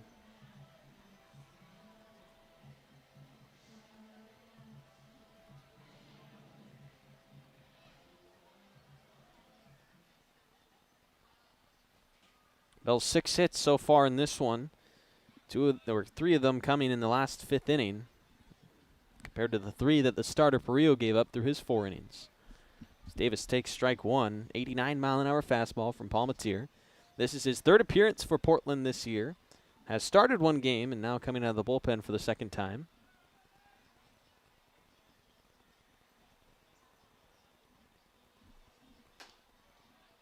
That one to Davis, ball 1 on a fastball at 90, well wide.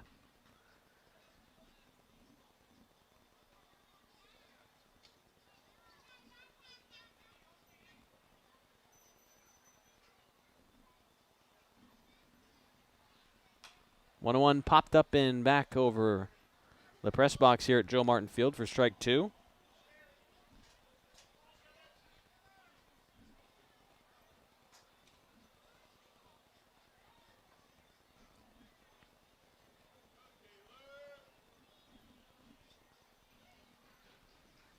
Ball and 2 strikes on Davis. The breaking pitch called for strike 3.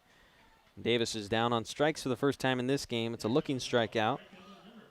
For Portland as a staff, their 4th punch out. 2 from Perillo, the starter, 1 from Sylvester. Perillo, the starter's final line was 4 innings of no-run baseball. Gave up 3 hits and 3 walks, but worked around it. Kept the Bells off the scoreboard. Colton Sylvester gave up 3 hits, 1 walk for 2 runs in the last inning. Palmatier's first pitch is a swing and a foul tip from Schaefer, who's gone 0 of 2, retired by Chilcutt both times. The right-handed batting right fielder has gone the opposite way on a line out to second base and then a ground out his last time.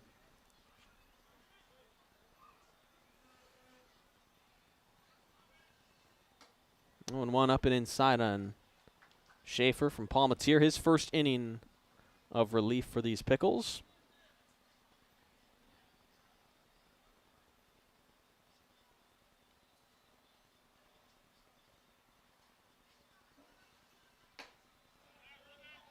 The 1-1 misses for ball 2. Top of the order, and Bo Schinkel on deck.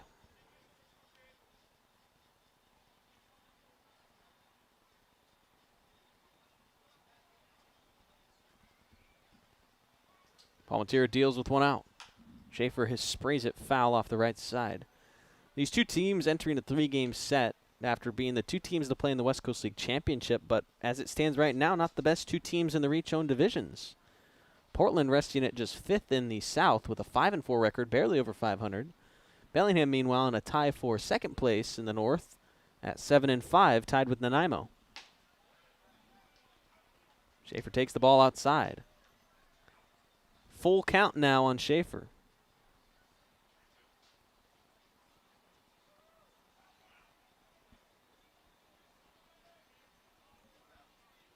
Here's the 3-2. Schaefer takes it up and inside for the walk. And a nice at-bat from him after falling behind in the count. Able to grab the one-out walk. He goes to first base ahead of Bo Schinkel, who has been on base twice, left on base both times. And caught in a steal back in the 3rd, grounded out to 2nd when he led off the 5th inning.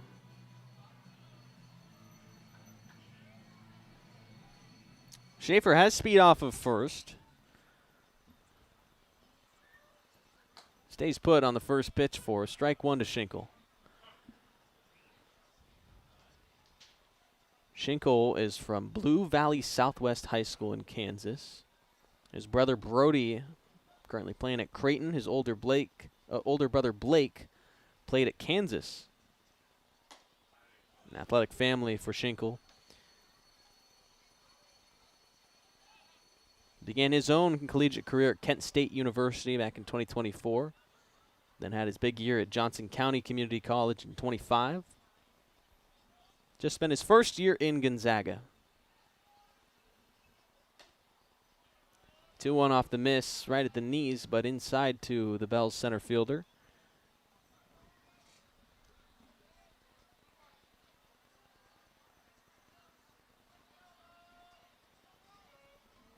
Two and one. Schaefer is lead off of first after the one-out walk. He's going. Swinging a ground ball. Second baseman Chilcutt has to get back on it. And making the play to his left is Chilcutt for the second out. Hit and run takes away the double play. But it's 2 outs. Runner on second for Bellingham, and Jake Lyle, the designated hitter. Lyle, one of the 6 hits for Bellingham in this game. He's one of 3. Reached on an error in the first, flew out to center. Picked up a single back in the 5th, and then scored a run on the 2 RBI knock from Cassie.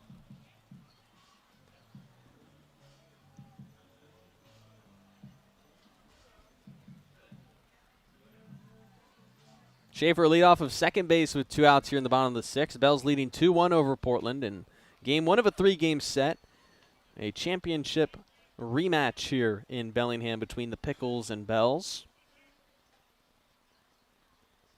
Strike 1 dotted into Lyle from Palmatier, who's in his first inning of relief out here in the 6th. 0-1 lined into left center field. That's going to score Schaefer. And Lyle adds to Bellingham's lead. It's now 3-1 over the Pickles. Lyle's bat has been swinging it well here in this homestand. He drives in a run from second. And it's now 3-1. Getting it done with 2 outs is the Bells DH. Double that lead for Bellingham, and Jorge Oliveira Gutierrez up. He's 1 of 3 in this game. Singled in the 5th and scored a run. It's now back-to-back innings for Bellingham, getting runs on the board after being held scoreless for the first 4. And Portland's deficit grows to 3-1. Oliveira taking the first pitch for ball 1. So after 4 scoreless from the starter for Portland, it's now 3 runs from the 2 relievers who have come in for the Pickles in the 5th and 6th innings. Oliveira with a foul ball for strike 1. Oliveira not yet with a commitment for next year. Has played 2 seasons of JUCO ball at Vernon.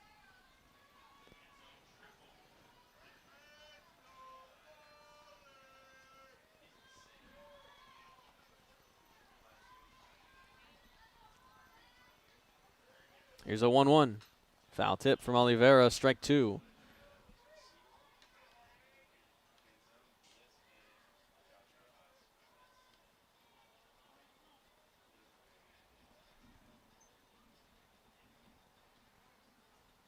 Ball and 2 strikes as Palmentier tries to finish the 6th with just 1 run of damage. 1 on first for Bellingham. His right-hander pitches, runner going, up and in.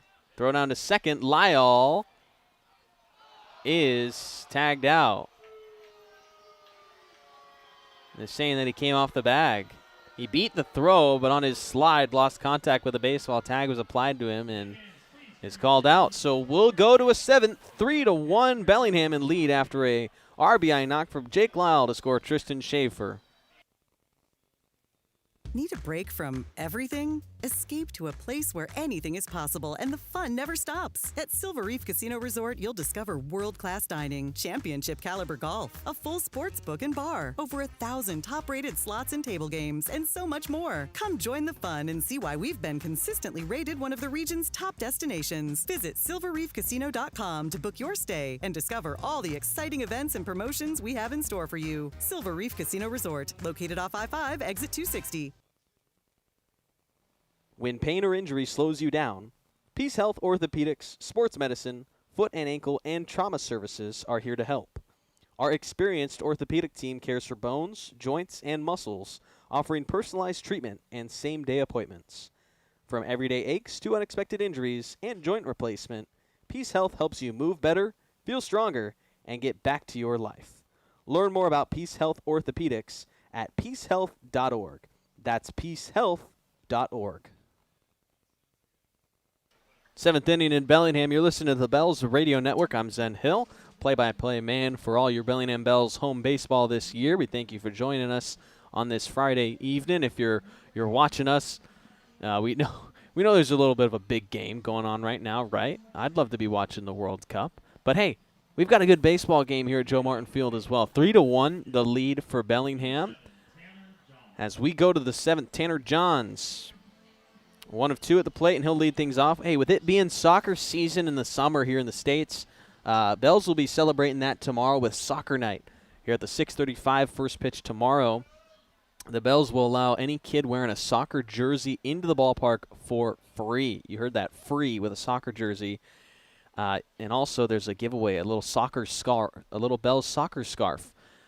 So get here early, get your kids into the ballpark, get yourself a free scarf, and enjoy some baseball during this soccer summer here in the U.S. Johns lines pitch out to center field to start off the 7th inning with a leadoff single against David Weiser. But he's used to those leadoff guys being on base. He gave up those 2 first hits in the 6th, and he worked around him. Obviously now we'll try to do the same in the 7th after the leadoff single from Johns brings the Pickles tying run to the dish. In a 3-1 ball game, Bellingham added to their lead in the 6th with a run. Now lead it 3-1 over the Pickles in the series opener in a West Coast League championship rematch here at Joe Martin Field. Weiser dealing to Mac Evans, who swings and misses. 2nd inning of relief for the Stanford right-hander. Very limited action with Stanford this year, so we'll likely be seeing him pitch a good number of frames for Bellingham over the summer if he stays for a long time. Last year, Colt Peterson was the star pitcher out of Stanford for the Bells. He pitched in the West Coast League championship game, took over for the 9th inning, and at the time, he had no collegiate experience. Colt Peterson was a fresh high school senior and shut down Portland in that inning despite having some troubles with maybe the first couple of batters. He made it dramatic for the finish in the bottom of the 9th inning last year out in Portland for the championship game, but it was the Stanford right-hander picking up the save in the championship game, and that was just awesome to see him come in that spot and deliver. He'd been so good as a reliever up to that point, but, I mean, that's a young guy in a big spot, and he got it done. Maybe this year David Weiser, a Stanford right-hander, could find himself in a similar spot if the Bells make it that far. Of course, it's early in the year as this is popped up shallow right from Evans. Schaefer with the first out in right field.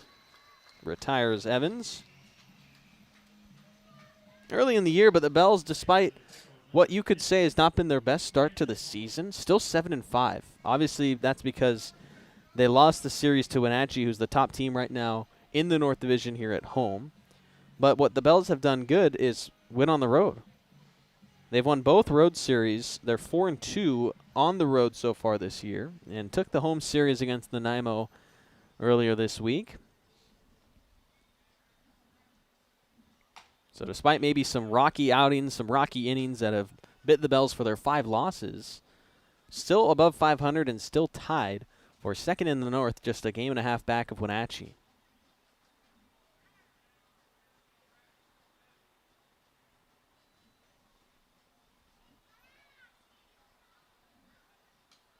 Want to know is the count on Branson Hong, who takes ball 2. He's 0 of 2, pair of groundouts. Last time hit into a double play.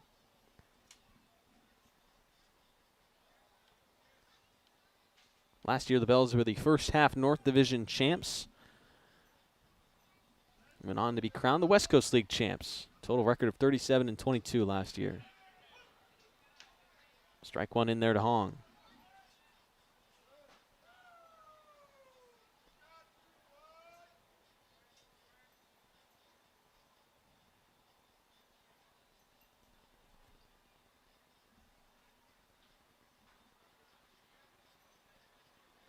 Two balls and a strike.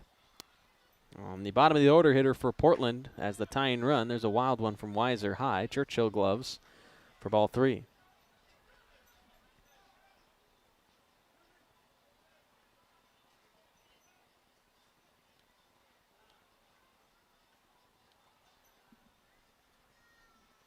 Three and one, the count ahead of the top of the order. Chilcutt on deck.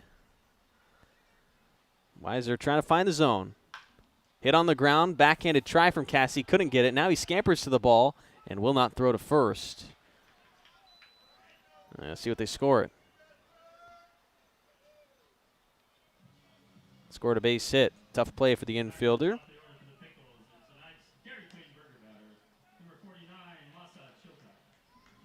So it's a base hit, the 8th of the game for Portland.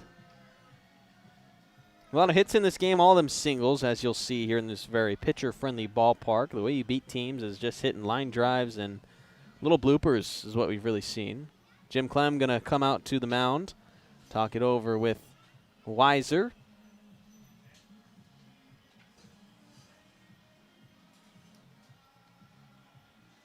Cassie just unable to make that play at first. Kept it in front of him to keep runners at first and second, but if he gloved it cleanly, would have been the double play that could have gotten the Bells out of this inning. And that's what forces the mound visit here. And get this pitcher and infield locked in on getting out of this 7th inning with a 3-1 lead still. Weiser has now surrendered 4 hits over his 2 1/3 innings. Or, excuse me, an inning and a third.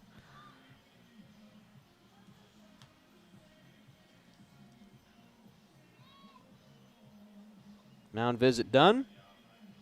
Coach Clem back to the dugout. Weiser back on the hill. The infield back where they play. Double play defense for the Bells infielders. As the top of the order and Chilcutt is at the plate. Weiser pitching the first one to Chilcutt. It misses for ball 1.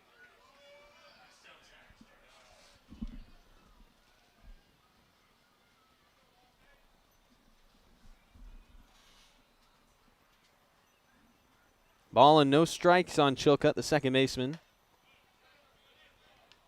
Takes the pitch low for ball 2.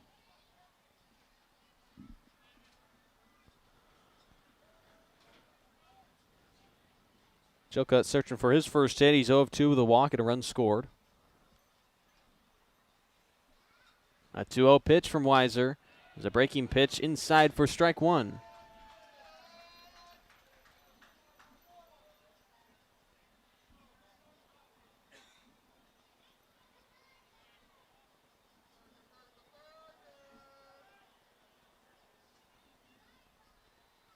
Two and one as Weiser looks back at second. Now delivers the pitch home. Taken down the middle for strike 2. Chilcutt looks at the fastball. It's 2-2.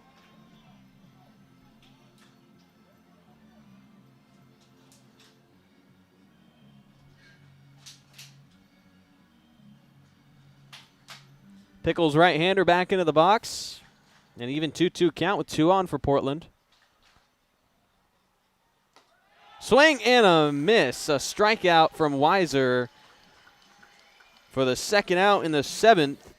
And once again trying to strand 2 base runners. Gave up 2 singles to start the 6th. Ended up going 1, 2, 3 from there.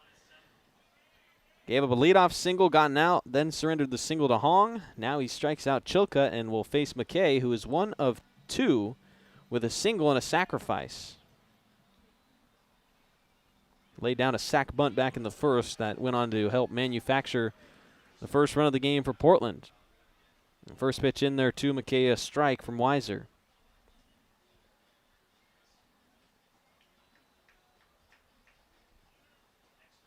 Here's the right-hander's pitch. It is in there for a strike. Strike 2.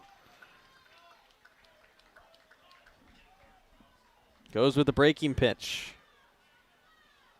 Now he can go where he pleases against McKay, who's got to protect. 2 outs and 2 on for Portland. A 3-1 lead for Bellingham in the 7th. Weiser outside. Ball 1.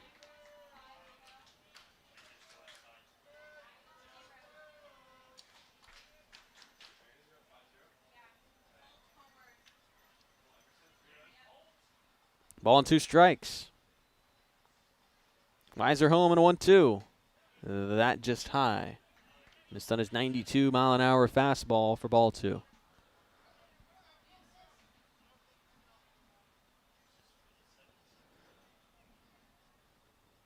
Deuces wild, 2-2 with 2 outs, 2 on for the Pickles. A 2-run lead for Bellingham. Weiser's pitch is swung on and missed. He gets himself a pair of Ks to finish a scoreless top half of the 7th, and the Bells will stretch with a 3-1 lead over the Pickles.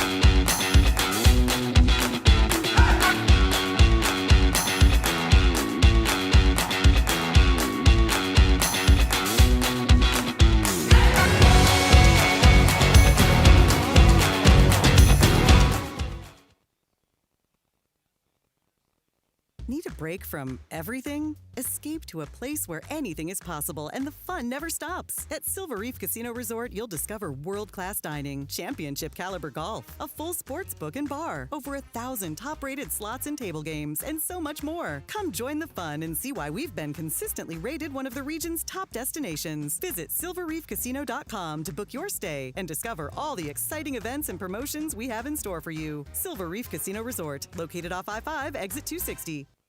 It's Jorge Oliveira for Bells Radio. Vamos, Bells. Bottom of the 7th inning here at Joe Martin Field. A 3-1 lead right now for the home team Bells in game 1 of 3 against the Portland Pickles, a team we don't often see up here in Bellingham, but hosting for a 3-game set inter-division play here in the West Coast League. And right now it's the Bellingham Bells up 3-1, trying to keep it going. They're trying to add to this lead after a 2-run 5th and a 1-run 6th. It'll be Jorge Oliveira Gutierrez leading things off. Matt Churchill will bat second in the inning, and then Noah Cassie follows. A single back in the 5th for Oliveira. He's 1 of 3. Scored a run in that 5th inning where the Bells took a 2-1 lead over Portland. Now he'll lead things off here in the bottom of the 7th against Palmatier. And he hits Oliveira on the first pitch of the inning. It's a breaking pitch that just slipped out of the hand, and the Bells will get the leadoff man on base. Bells have got the leadoff man on in now 5 of the 7 innings pitched by Portland. They've converted runs in the 5th and 6th innings, though, which are the 2 innings where they haven't had the leadoff man on. That's just reverse of what you would expect, right? They'll try and do it here with Matt Churchill to the plate, single and a walk for him. His walk loaded the bases back in the 5th. That led to Noah Cassie's 2 RBI knock. Oliveira shaking things off at first base, but seems to be all right.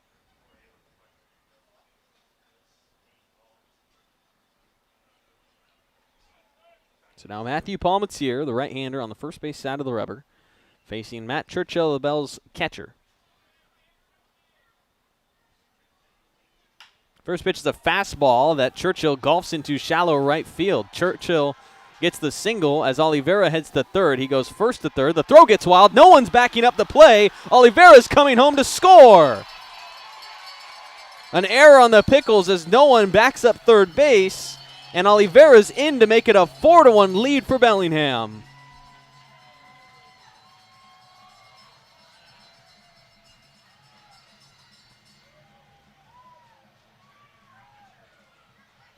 It's going to be an error on maybe the right fielder. They might give it to Connor. They do throw an error up on the scoreboard.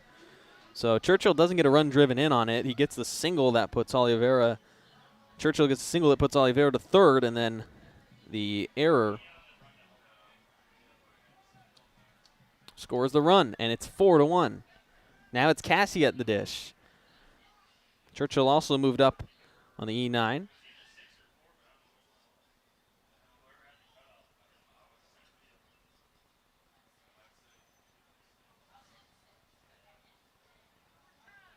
Looks like we have a pinch hitter. Churchill at second base will exit this game as the speedy catcher, Dylan Moss, is going to enter. So Moss will be doing the catching from the rest of the way out. Pinch running at second base for the Bells, number 10, Dylan Moss.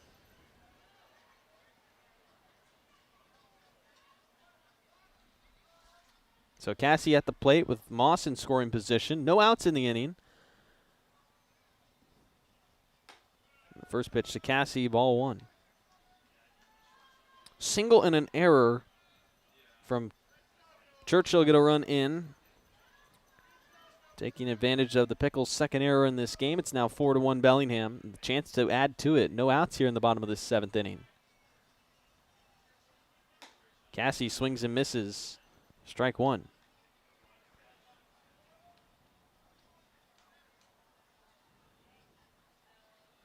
The error goes on McKay, so it was on the cutoff man.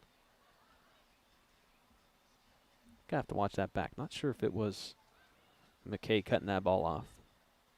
1-1 foul tip from Cassie.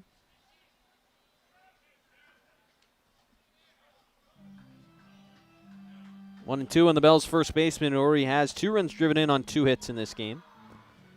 He's 2 of 3. Driven 2 runs back in the 5th inning that gave the Bells their initial lead. They've now added on 2 more runs to that lead to take it 4-1 right now over the Pickles.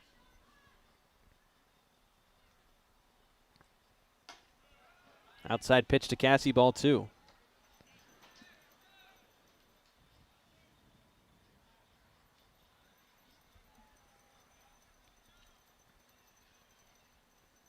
Peschke on deck with no outs in the bottom of the 7th. Palmatier still dealing for Portland. He glances back at Moss, who's dancing off of second base. Now the pitch upstairs for ball 3 and a full count on Cassie. Palmatier, after getting ahead of him, 1 and 2, has fallen into a full count.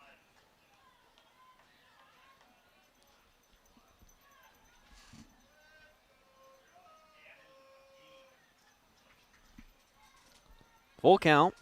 No outs in the 7th. Palmatier in need of an out. Already 1 run in. Cassie smokes this hard out to left field. John's back to make the grab, and Moss will have to run back to second base. Good job by Johns out in the outfield to get there to cover it. 22, Tyler Peschke. And brings up Tyler Peschke. That's the first out in the frame on Cassie's flyout. Still a runner at second base for Bellingham. The more runs, the better for this cushion.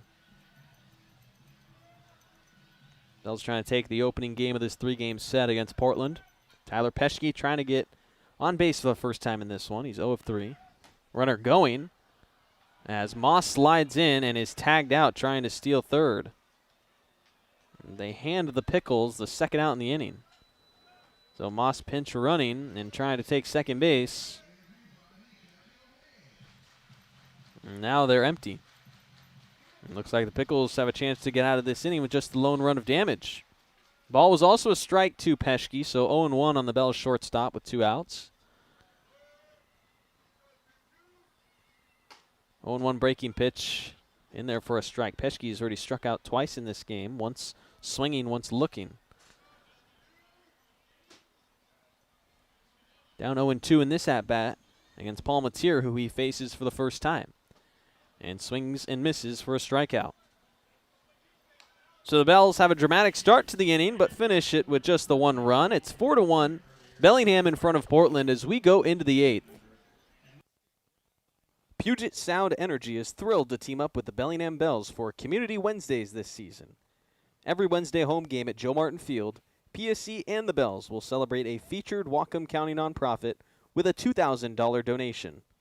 Come out to the ballpark to cheer on the Bells while supporting these amazing organizations that make our community stronger. Together, we're building a better Whatcom County. See you at the field. Go Bells.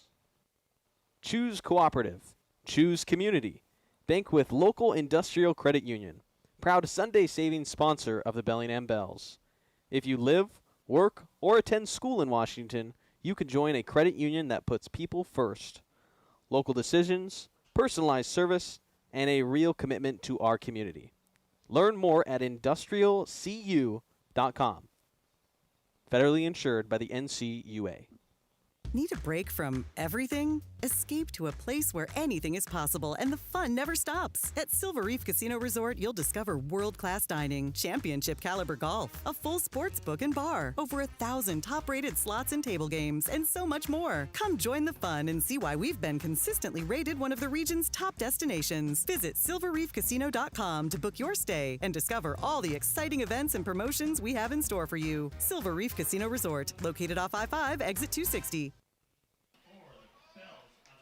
8th inning, and the Bells have a new pitcher on the mound. They'll go to the bullpen, and Zach Elsos, the right-hander, taking over to make his 3rd appearance of this summer. After David Weiser tosses 2 innings of scoreless baseball, he did give up 4 hits, but didn't allow a walk and struck out 3, holding the Pickles to no runs in the 6th and 7th innings. And now the baton passed to Zach Elsos, who has pitched in bulk relief this summer so far with Bellingham. The 2 appearances out of the bullpen, but 5 2/3 innings pitched total for him. He's got a 1-0 record out of the pen with 4 hits and 7 walks allowed. He's given up 6 runs, but 3 of them earned, so a 4.76 ERA for this right-hander. Something he's done well in the 5 2/3 he's pitched. 7 strikeouts, good for a K per 9 over 11. He'll take over and try and keep this at a 3-run ball game. Bells in front. The first pitch he deals into Glasgow, who's leading things off for Portland, is a miss for ball 1. Elsos on the mound. Just spent his senior year at Lewis Clark State. 15 2/3 innings.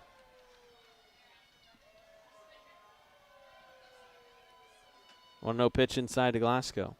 Elsos does have eligibility remaining, but it's yet to be seen if he's going to use that.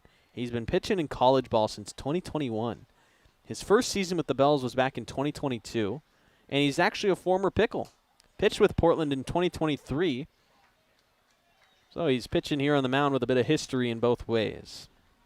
8 1/3 innings for the Bells in 2022. Picked up 3 saves in his time with Portland. He needed 6 outs to do that here in his relief outing.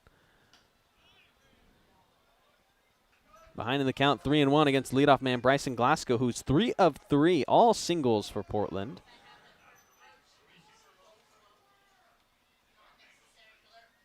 Three and 1 from Elsos is a strike. So a full count to start against his first batter faced.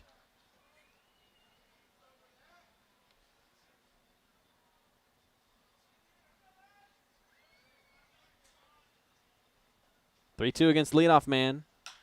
Lined out to right field, down on one hop in front of Schaefer for another hit for Glasgow. He's 4 for 4, all singles, and in his return to the Portland Pickles has delivered.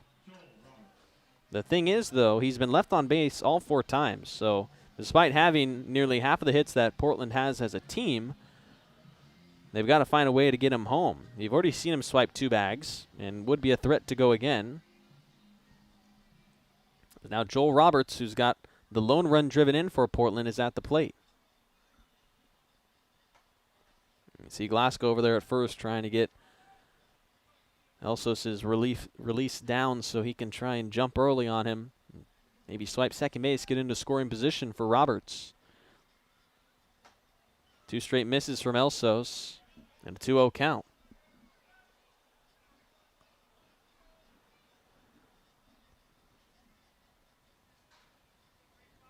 Bellingham's right-hander is the third arm to pitch today after a 5-inning start from Charlie Decker. That one low in the zone. Roberts thought about it, pulled back in time. And now a 3-0 count to start the 8th inning. He's got to locate.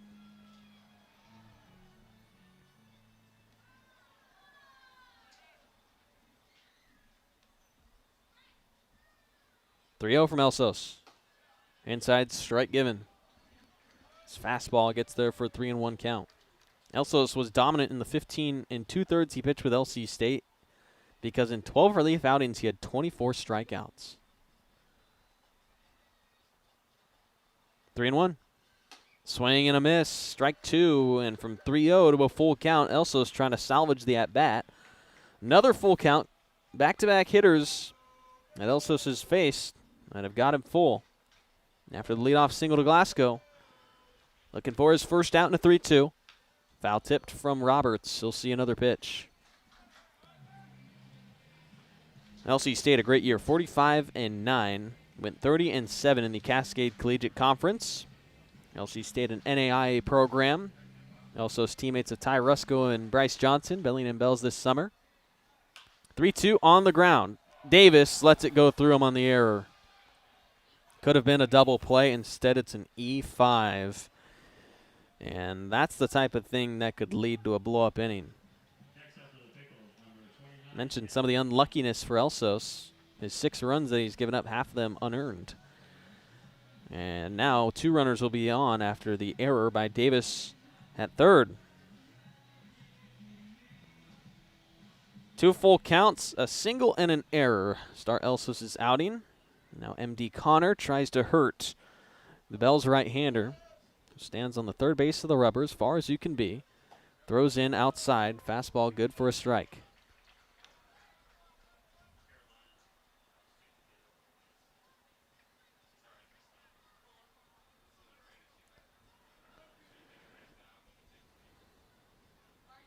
No balls and a strike. Connor swings and misses. 0-2, and this would be a big get for Elsos if he can get this batter out.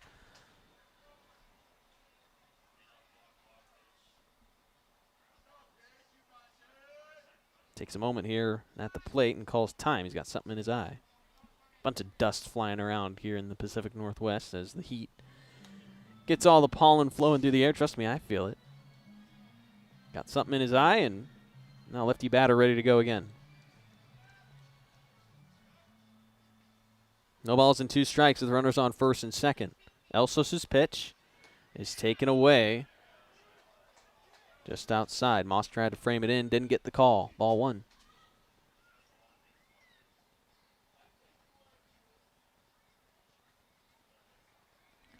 Connor at the plate, the tying run for Portland, down 4-1 in the top of the 8th. No outs and 2 on as Elsos comes home.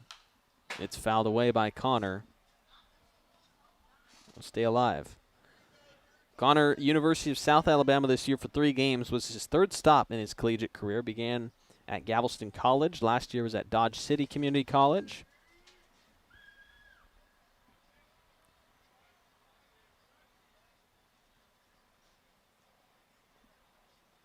Ball and 2 strikes as he pitches. Swing and a miss. Back pick throw to first, and the tag from Cassie late nearly caught Roberts sleeping, and a good throw from Moss to try and steal an out. But they'll take the 1 out on the strikeout. That brings up Gutierrez, the catcher for Portland, who is 0 of 3.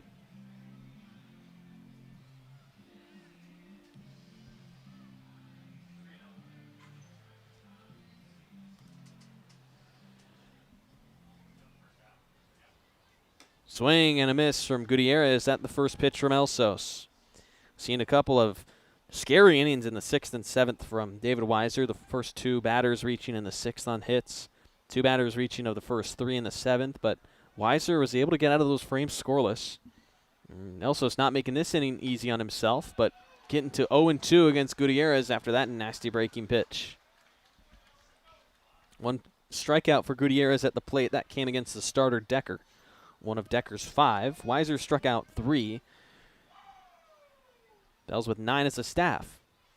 0-2, just tipped it. Stays alive. Single and an error has Portland with 2 runners on, and the tying run at the plate with the Pickles trailing by 3.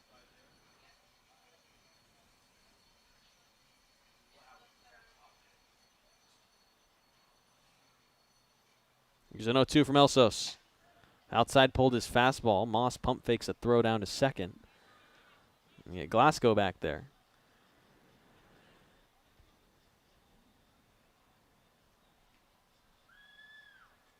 Ball and 2 strikes.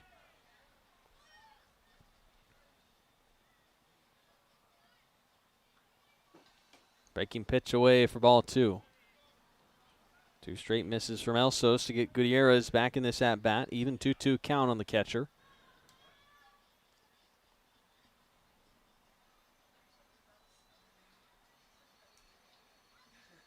2-2. Swing and a miss. Elsos with a big punch out. He's got back-to-back swinging Ks to get 2 down in the top of the 8th. So what, these relievers just want to come in, get some traffic, and then try and shut down innings from there? Just saw Weiser do it for back-to-back frames, and now Elsos an out away from escaping. Just needed the adrenaline to get going for them out there on the mound for them, and now he's chasing one more. Johns tagged him, or tagged Weiser for a single back in the 7th. 2 hits for Johns in the day. This is the first time he's facing Elsos, who's in his first inning of relief. Elsos missed on his first pitch to the lefty batter. Now gets a foul ball for strike 1. 4-1 is the lead for Bellingham, but Portland has the tying run at the plate here in the top of the 8th inning. 2 outs after back-to-back Ks from Elsos in his first inning of work. Gave up a single and an error. Now his 1-1 delivery is a swing and a miss. Strike 2. 88-mile-an-hour fastball dotted on the high outside corner that Johns could not get to.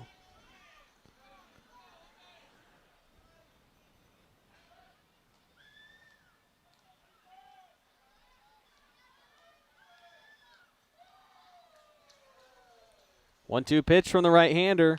Fouled off by Johns. Able to spoil it in the 1-2 count.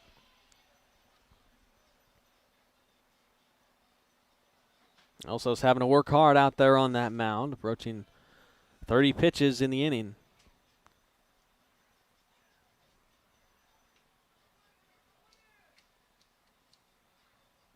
Here's his 1-2. Breaking pitch on the outside, just called out for ball 2. Good height, but too wide.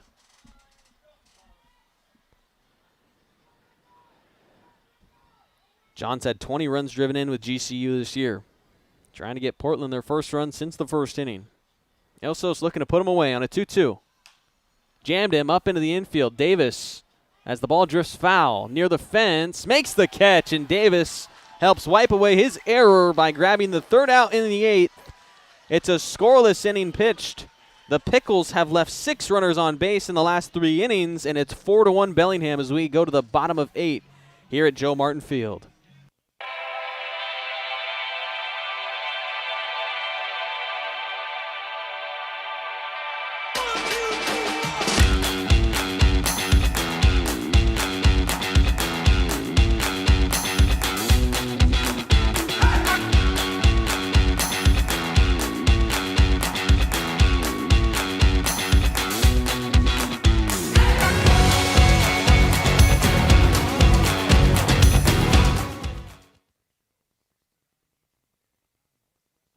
When pain or injury slows you down, Peace Health Orthopedics, Sports Medicine, Foot and Ankle, and Trauma Services are here to help. Our experienced orthopedic team cares for bones, joints, and muscles, offering personalized treatment and same-day appointments. From everyday aches to unexpected injuries and joint replacement, Peace Health helps you move better, feel stronger, and get back to your life. Learn more about Peace Health Orthopedics at peacehealth.org. That's peacehealth.org. Hey, this is Taylor Davis. You're listening to Bells Radio. Let's get after it. Bottom of the 8th inning here in Bellingham. Your Bells lead it 4-1 over the Portland Pickles. First of 3 games taking on the South Division foes that the Bells bested in the West Coast League Championship last year. And right now leading it 4-1, looking to add on as Portland has gone to their bullpen. It's 2 innings of relief from Matthew Palmatier. He strikes out 2. Gives up 1 walk and 2 hits for 2 runs, one of them an unearned run after an error in the 7th added to the Bells' lead. And now Cannon McGean takes over a lefty for Portland. He's the first lefty out of the bullpen after the lefty starter, Perillo, started this game. McGean wearing the number 5 for Portland, and he's trying to keep this at a 3-run ball game. 3 2/3 innings pitched this summer so far for McGean.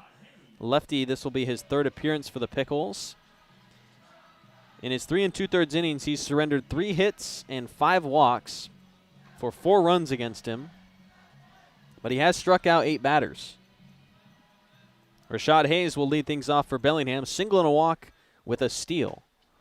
That's his stat line in his debut. A couple of good plays at second base on defense as well. How about the Bells relievers? Traffic in the last 3 innings, 2 runners on in each of those, and all the relievers able to get out of those jams. Elsos, the most recent one, is Hayes now falling behind 0-2, late on his swing on an 88-mile-an-hour fastball from the lefty Cannon McGean. It's the 7, 8, 9 hitters coming up for Bellingham here in the 8th.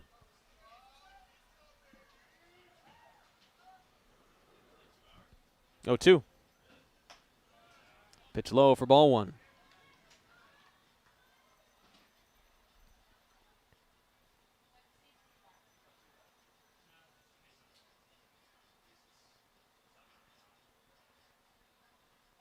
One-two pitch to Hayes. Swing and a miss, and he goes down on strikes for the first time in this game, and it's the first strikeout for McGean. 8 punch-outs through 3 2/3 innings entering this one. He picks up his 9th of the year. It's been one of his successful features so far. The 9.82 ERA, something he'd like to lower with a scoreless frame here in the 8th. Not let this game get past the 3-run difference as Taylor Davis is up. 0-2 in the game with a walk. Davis committed an error in the 8th inning after the leadoff single from Portland that had you thinking now there's 2 runners on after the error with no runs. This is the type of thing that could really hurt you. But then 2 strikeouts from Elsos in the 8th, and then a good play by Davis from third base catching a foul ball to retire the Pickles and strand 2 runners on base for Portland. Now he's trying to get his first hit in this ball game. Bells have 8 as a team. 1 shy of Portland's mark of 9. Davis yet to see his strike, 3-0. He's walked once back in the 4th against the starter Joseph Perillo.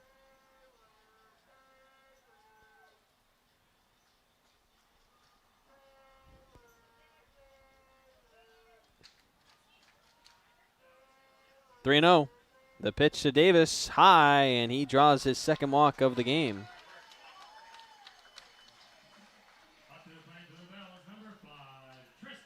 And brings up Tristan Schaefer, who's 0-2.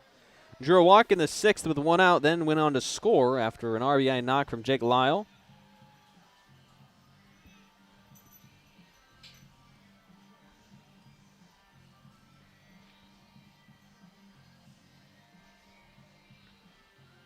Davis will lead off of first after his walk with 1 out in the frame. Bunted down by Schaefer.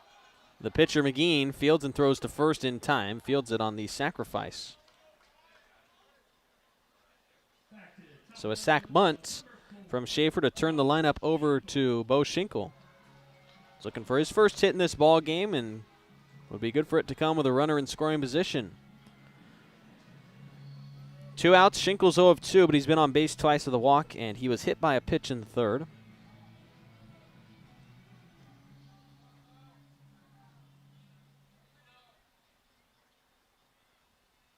The 2-out toss to Schinkel is high. Ball 1.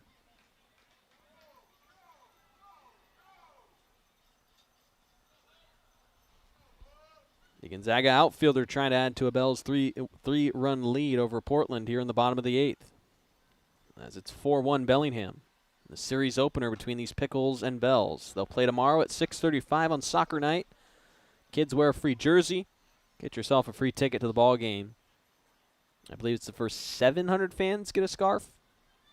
Check that number on socials, though, and get here early and show up to support your Bells over the weekend, taking on these Pickles. Foul tip from Schinkel for strike 2.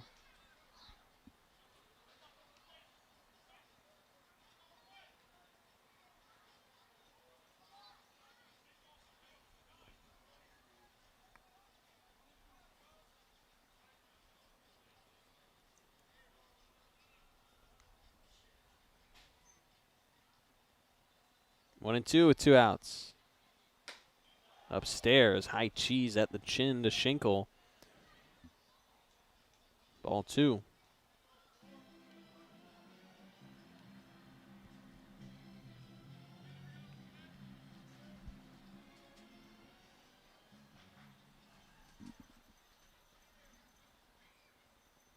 Here's the 2-2. Schinkel takes it inside. Borderline pitch, just missed, and a full count. McGean trying to prevent another walk here. As Lyle's waiting on deck. He's one of the hottest bats for Bellingham's lineup over these last few games. Schinkel trying to get him there. Here's the 3-2. Upstairs, and it's a walk. Good at bat from Schinkel to put 2 on for Jake Lyle. 2 hits already for Lyle in this game. Run driven into the 6th. Run scored in the 5th.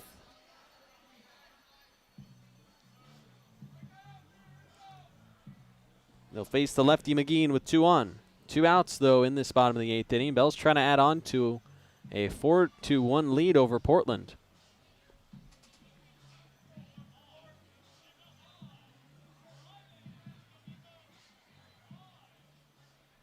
First pitch to Lyle.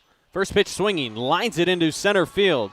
Davis making the turn from third as Evans's throw is cut off, and the Bells have added to their lead. It's 5-1. Jake Lyle continues to swing the hot bat, his 3rd hit of the ball game, and it's 5-1 Bellingham.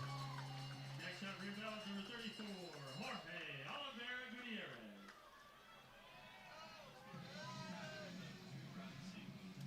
Oliveira Gutierrez to the plate. Scored a run after he was hit by a pitch in the 7th.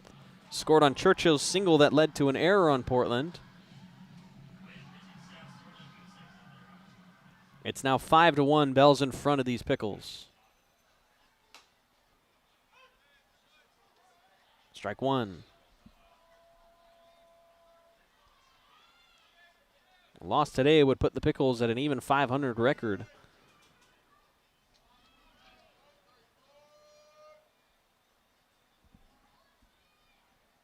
After strike 1 in there to Oliveira, 2 runners on, and a foul tip from the Bells left fielder, strike 2.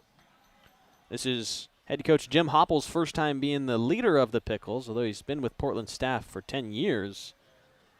Takes over for Mark Magdaleno after last season was his last managing, and Mags has now moved into the director of player recruitment role for Portland. 0-2 is the count on Oliveira. 2 runners on base for the Bells, and a wide pitch to Oliveira for ball 1. A string of runs from the 5th to now 8th innings, 2 in the 5th, 1 in the 6th, 7th, and 8th to make it 5-1 Bellingham. Noah Cassie's 2 RBI knock in the 5th gave the Bells their lead. 1-2 in the dirt, ball 2. Good leave by Oliveira.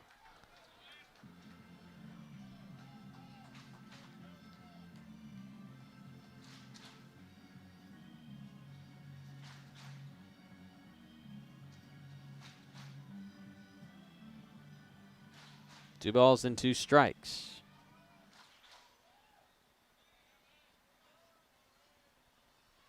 The toss home, Oliveira fouls away. Tomorrow a 6:35 first pitch in Game 2 of this series, then 1:35 on Sunday.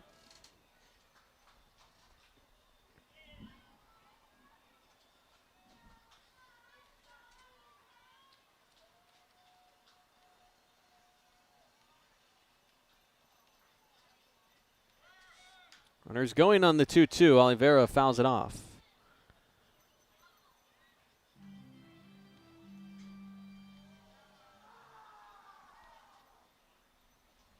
Still a 2-2 count on Oliveira, trying to add to the Bells' 5-1 lead.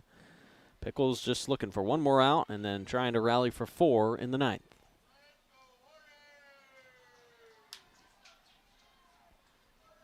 Two balls and 2 strikes is the count on Oliveira. He's been on base twice tonight. Outside for ball 3, and the good at-bat continues for Oliveira. Single and a run scored in the 5th, hit by pitch and a run scored in the 7th. 1 of 3 overall. Dylan Moss on deck for Bellingham. 3-2 runners get the head start. Oliveira takes it upstairs for ball 4. 3 straight have reached after 2 outs being recorded in the frame, and now the bases will be loaded up for Dylan Moss. He's got to take off the catcher's gear.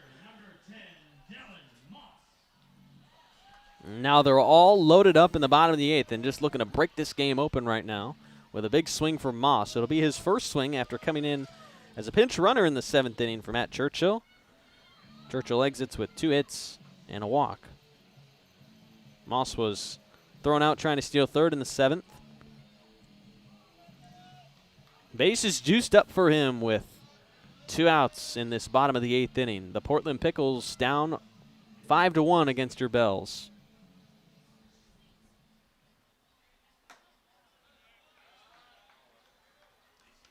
Pitch to Moss high, ball 1.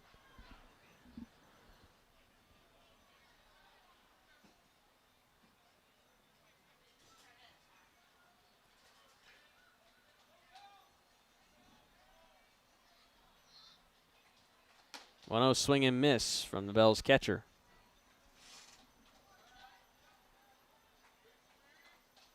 See if Elsos returns for the 9th inning. If so, he'd be in line to earn a save, even though this ball game has turned into a 4-run difference. Took over on the mound when it was 3 runs or less, so have a chance to pick up a save for Bellingham against his former team.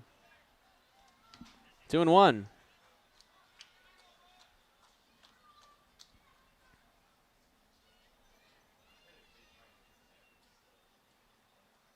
Make this pitcher work. Bases are loaded. 2 runners on because of walks. Moss looking to be patient, but he swings through this one, liked it, as it was down the middle on a fastball, and it's strike 2. Couldn't touch it at 87. Now a 2-2 count with 2 outs. Pickles trying to leave the bases loaded, keep it to just 1 run of damage here in the 8th. McGean set to deliver home. Moss takes it high, ball 3. That fastball got away. 3-2, runners will have a head start with 2 outs in the inning. The bases are loaded up for Bellingham.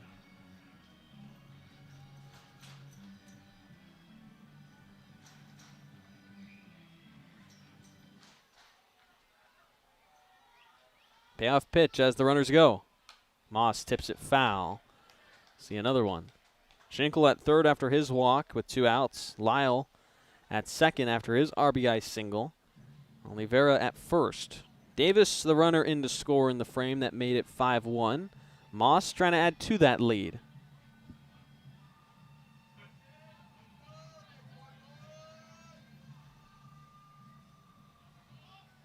Three-two. On the ground, weakly hit to the first baseman, Glasgow, who will touch his own bag, and that leaves the bases loaded. But the Bells get one more run and lead it 5-1 as we go into the top of the 9th inning.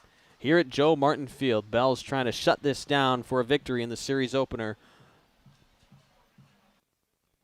When pain or injury slows you down, Peace Health Orthopedics, Sports Medicine, Foot and Ankle, and Trauma Services are here to help. Our experienced orthopedic team cares for bones, joints, and muscles, offering personalized treatment and same-day appointments. From everyday aches to unexpected injuries and joint replacement, Peace Health helps you move better, feel stronger, and get back to your life. Learn more about Peace Health Orthopedics at peacehealth.org. That's peacehealth.org.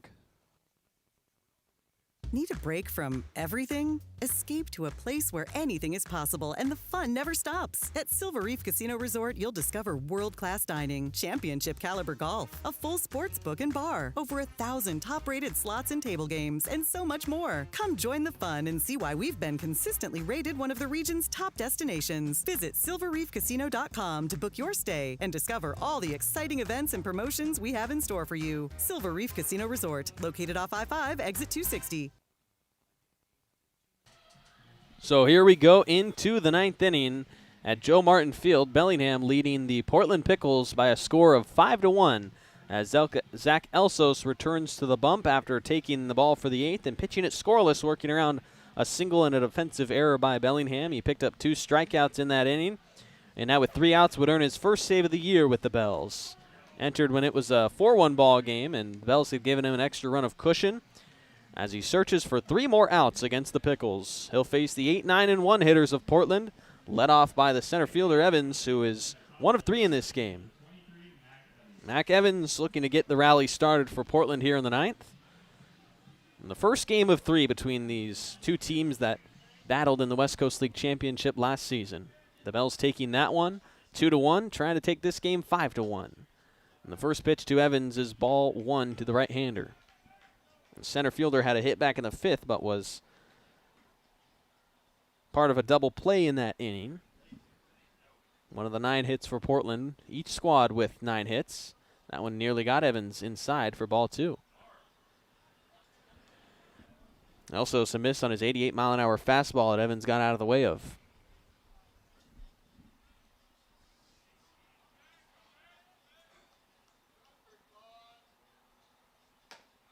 Three straight misses from the right-hander to start the 9th, and it's 3-0. Also, 31 pitches in the first inning. He's missed on his first 3 to start the 9th. That's a ball outside, 4-pitch walk drawn. And the exact start to the inning Portland's looking for. Base runners is what they need. They're trying to come back.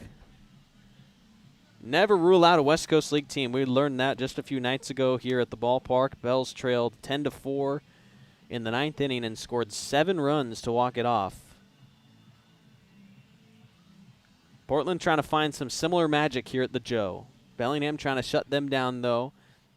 Start off this weekend homestand with a win as Elsos gets himself a strike. Strike 1.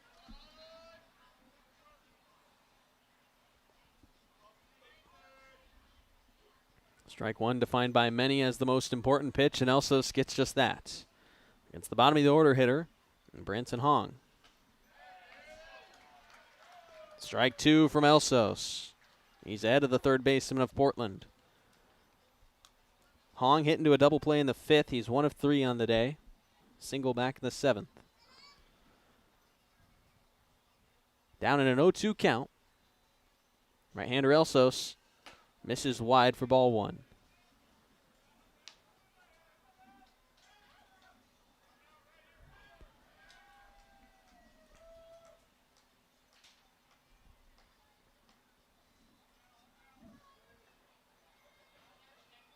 Ball and 2 strikes.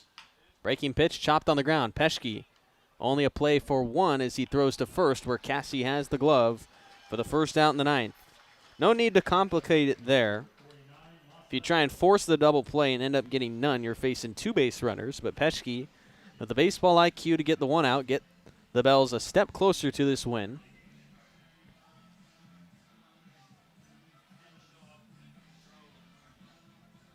And now it's back to the top of the order in Chilcutt. Sato Chilcutt, 0 of 3 with the walk. He's struck out his last 2 times. Now with a runner on second, he takes the first pitch for a ball. Evans moved up 90 feet on that ground ball from Hong.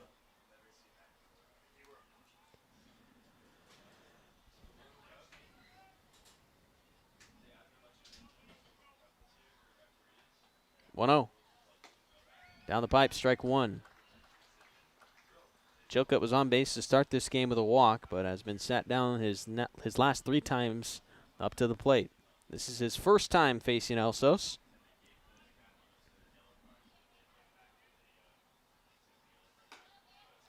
One fastball. just outside, didn't get the call.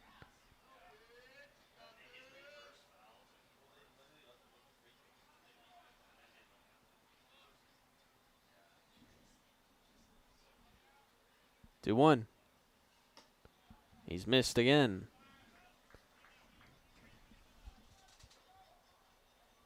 So now a 3-1 count. Zach just needs to try and put it in the zone here. Force these Pickles to put the ball in play. Let what happens. 3-1. Missed him just high. Now walk puts 2 on. And you haven't been throwing strikes. Not going to get those borderline calls. And we saw that twice in the at-bat against Chilcutt, who works his second walk. Double play is put in order, though. That would end the game.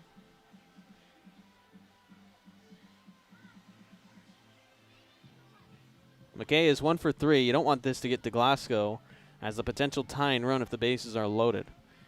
He's 4 for 4. And the first pitch strike in there to McKay.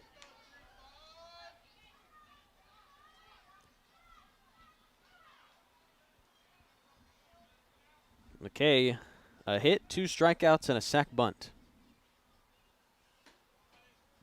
1 outside for ball 1.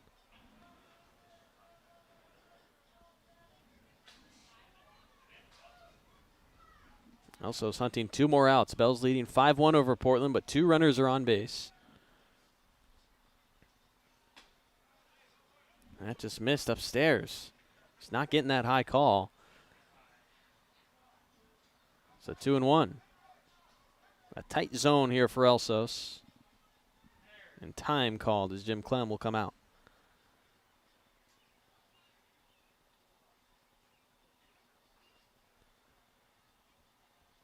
Bells know this thing can get out of hand quickly. Happened just, 2 nights ago against the Nanaimo when the Bells were the ones doing it, rallying in the 9th inning. When the Bells scored their 7 runs to come back and win against Nanaimo, in that inning they had 5 hits and drew just 2 walks, also a hit by pitch, though. In this inning for Portland, it has been 2 walks to put 2 runners on, and there's only still just 1 out. The median on the mound is only between Jim Clem, Dylan Moss, and Zach Elsos. In a 2-1 count against Brady McKay, trying to find a way through the end of this ball game.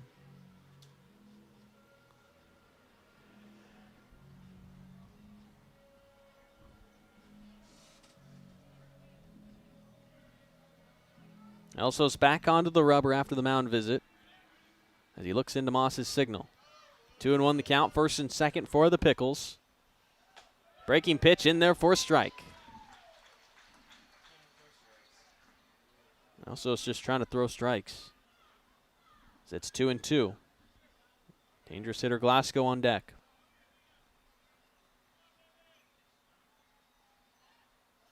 The 2-2 misses outside, and it's a full count. Glasgow on deck is the tying run if McKay reaches. A 3-2 from Elsos. Down the pipe, strike 3. Elsos needed the strikeout, and he got it looking. Froze McKay with a fastball down the heart of the plate, and the Pickles down to their last out. It's a hard out. Hasn't been retired so far in his first game back in Portland. Bryson Glasgow is 4 for 4 with all singles. No production from them, but with 2 on, trying to keep the ball game alive for Portland. Elsos starts it with a slider that, just missed outside. So many borderline pitches here that Elsos hasn't gone his way. He's really got to put it over the plate to try and get a strike. He's not getting those edges, and he misses high for ball 2 to Glasgow. On deck is Roberts, who is 0 of 3 with 2 strikeouts. If it gets to him. 2 on and 2 out. Pickles down by 4, 5-1 lead for Bellingham. As Glasgow takes it inside, 3 straight misses to him.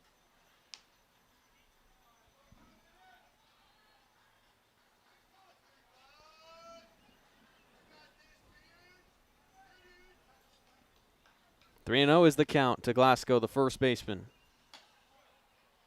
That ball is high, and now 3 walks in the inning from Elsos. And that juices them up for Portland and brings the tying run to the plate. Alan Regier is out, and it looks like Elsos will not finish this save chance. Couldn't get it done with 3 walks, so the Bells will go to their bullpen looking for one more out. We'll take a quick step away here in the top of the 9th inning.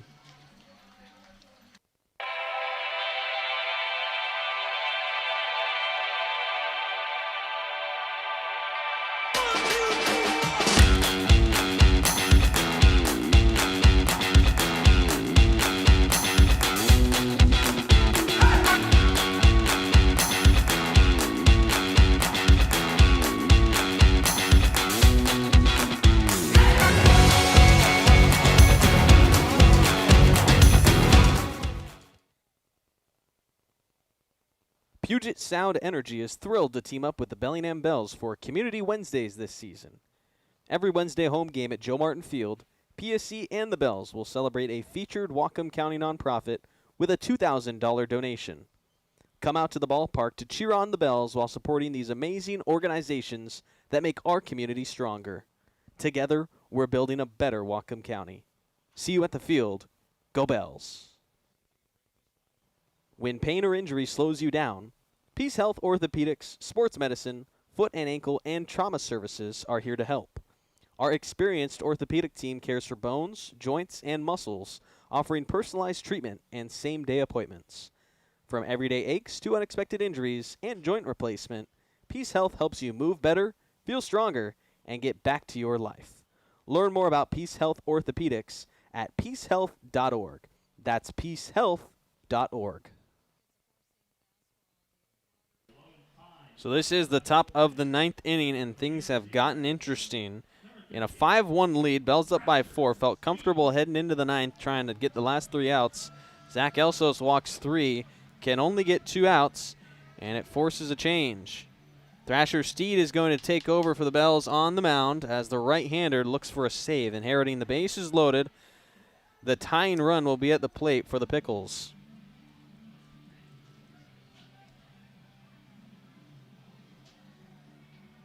Now a legitimate chance here for Portland to really do some damage.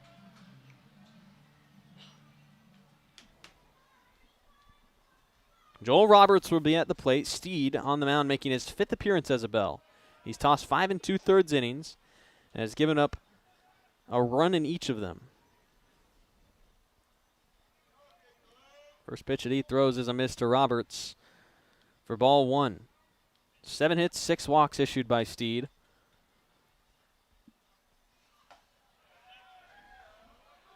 The low fastball at 91 is ball 2 to Roberts. Bell's pitching has not been getting that call on the inning. They need to find the strike zone. The 5-1 lead in danger. Steed's 2-0. Inside strike. That one is given. Steed needed it. Getting the strike column. Roberts without a hit. Now would be the best time for it, though. The bases loaded up. Portland down to their last out here in the first game of this 3-game series.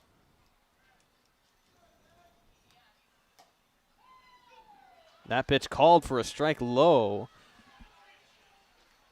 Roberts did not agree. He had some words.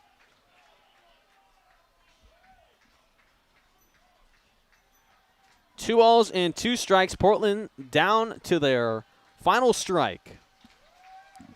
Steed setting a 2-2. Bases juiced up as the right-hander out of Stetson comes home.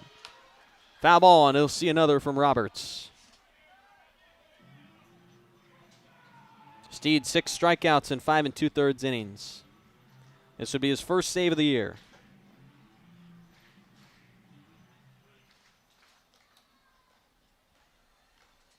He'll do another 2-2 from the first base side of the rubber. Steed set. 2 balls and 2 strikes. His pitch. Low and away. Couldn't get the swing and miss. Didn't get the call, and it's a full count, and the drama builds. Pickles have not scored since the first inning. Runners will get a head start here, so a base hit could score multiple. They trail by 4. Roberts is the tying run. 3-2 the count. 2 outs. Steed on, his first batter faced. Steed's pitch to home, hits him, and that will drive in a run. And now Steed allows a run that's credited against Elsos. And the Pickles go station to station with now the go-ahead run in MD Connor coming to the plate. He's struggled to an 0-4 clip in this game with 2 strikeouts and 2 groundouts to Rashad Hayes at second base.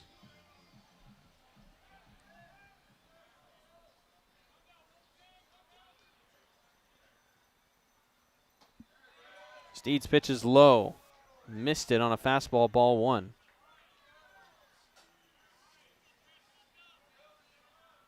Bell's trying to avoid a disaster here in the 9th. Bases loaded for the Pickles, who trail by 3. It's now 5-2. Here's Steed's pitch. A low strike. That one given to Steed. Strike 1. The fastball before just maybe a couple ticks below where that was located from Steed. Now Connor has seen it for a 1-1 count. 2 outs. Pickles down to their last out, trying to rally here in the top of the 9th. Foul tip, 1-2 on Connor.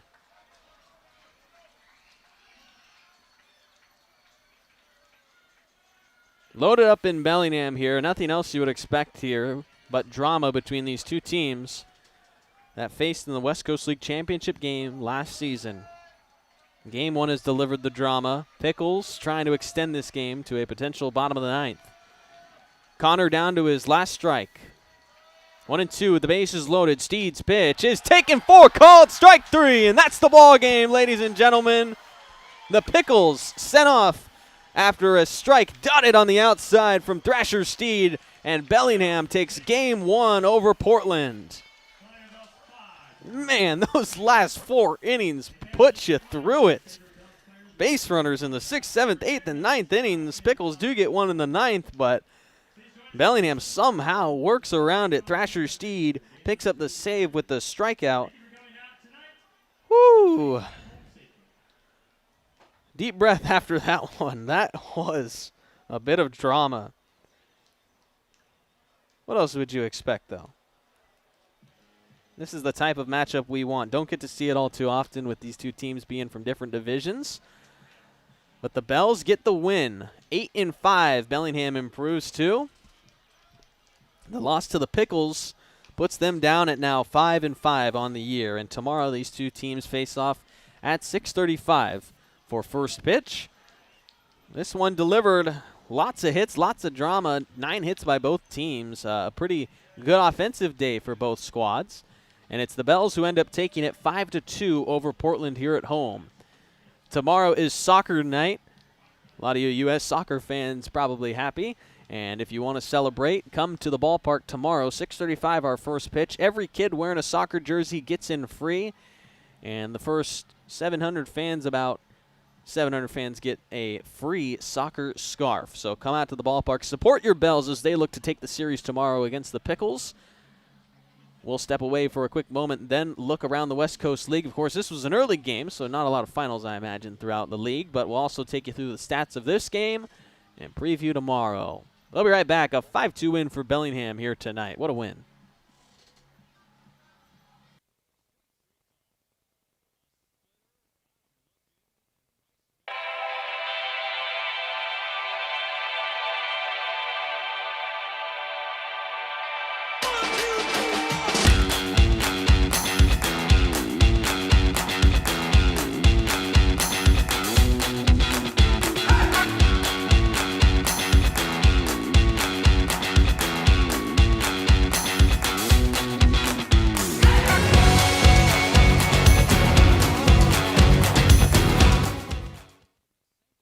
Choose cooperative. Choose community. Bank with local industrial credit union. Proud Sunday savings sponsor of the Bellingham Bells. If you live, work, or attend school in Washington, you can join a credit union that puts people first. Local decisions, personalized service, and a real commitment to our community. Learn more at industrialcu.com.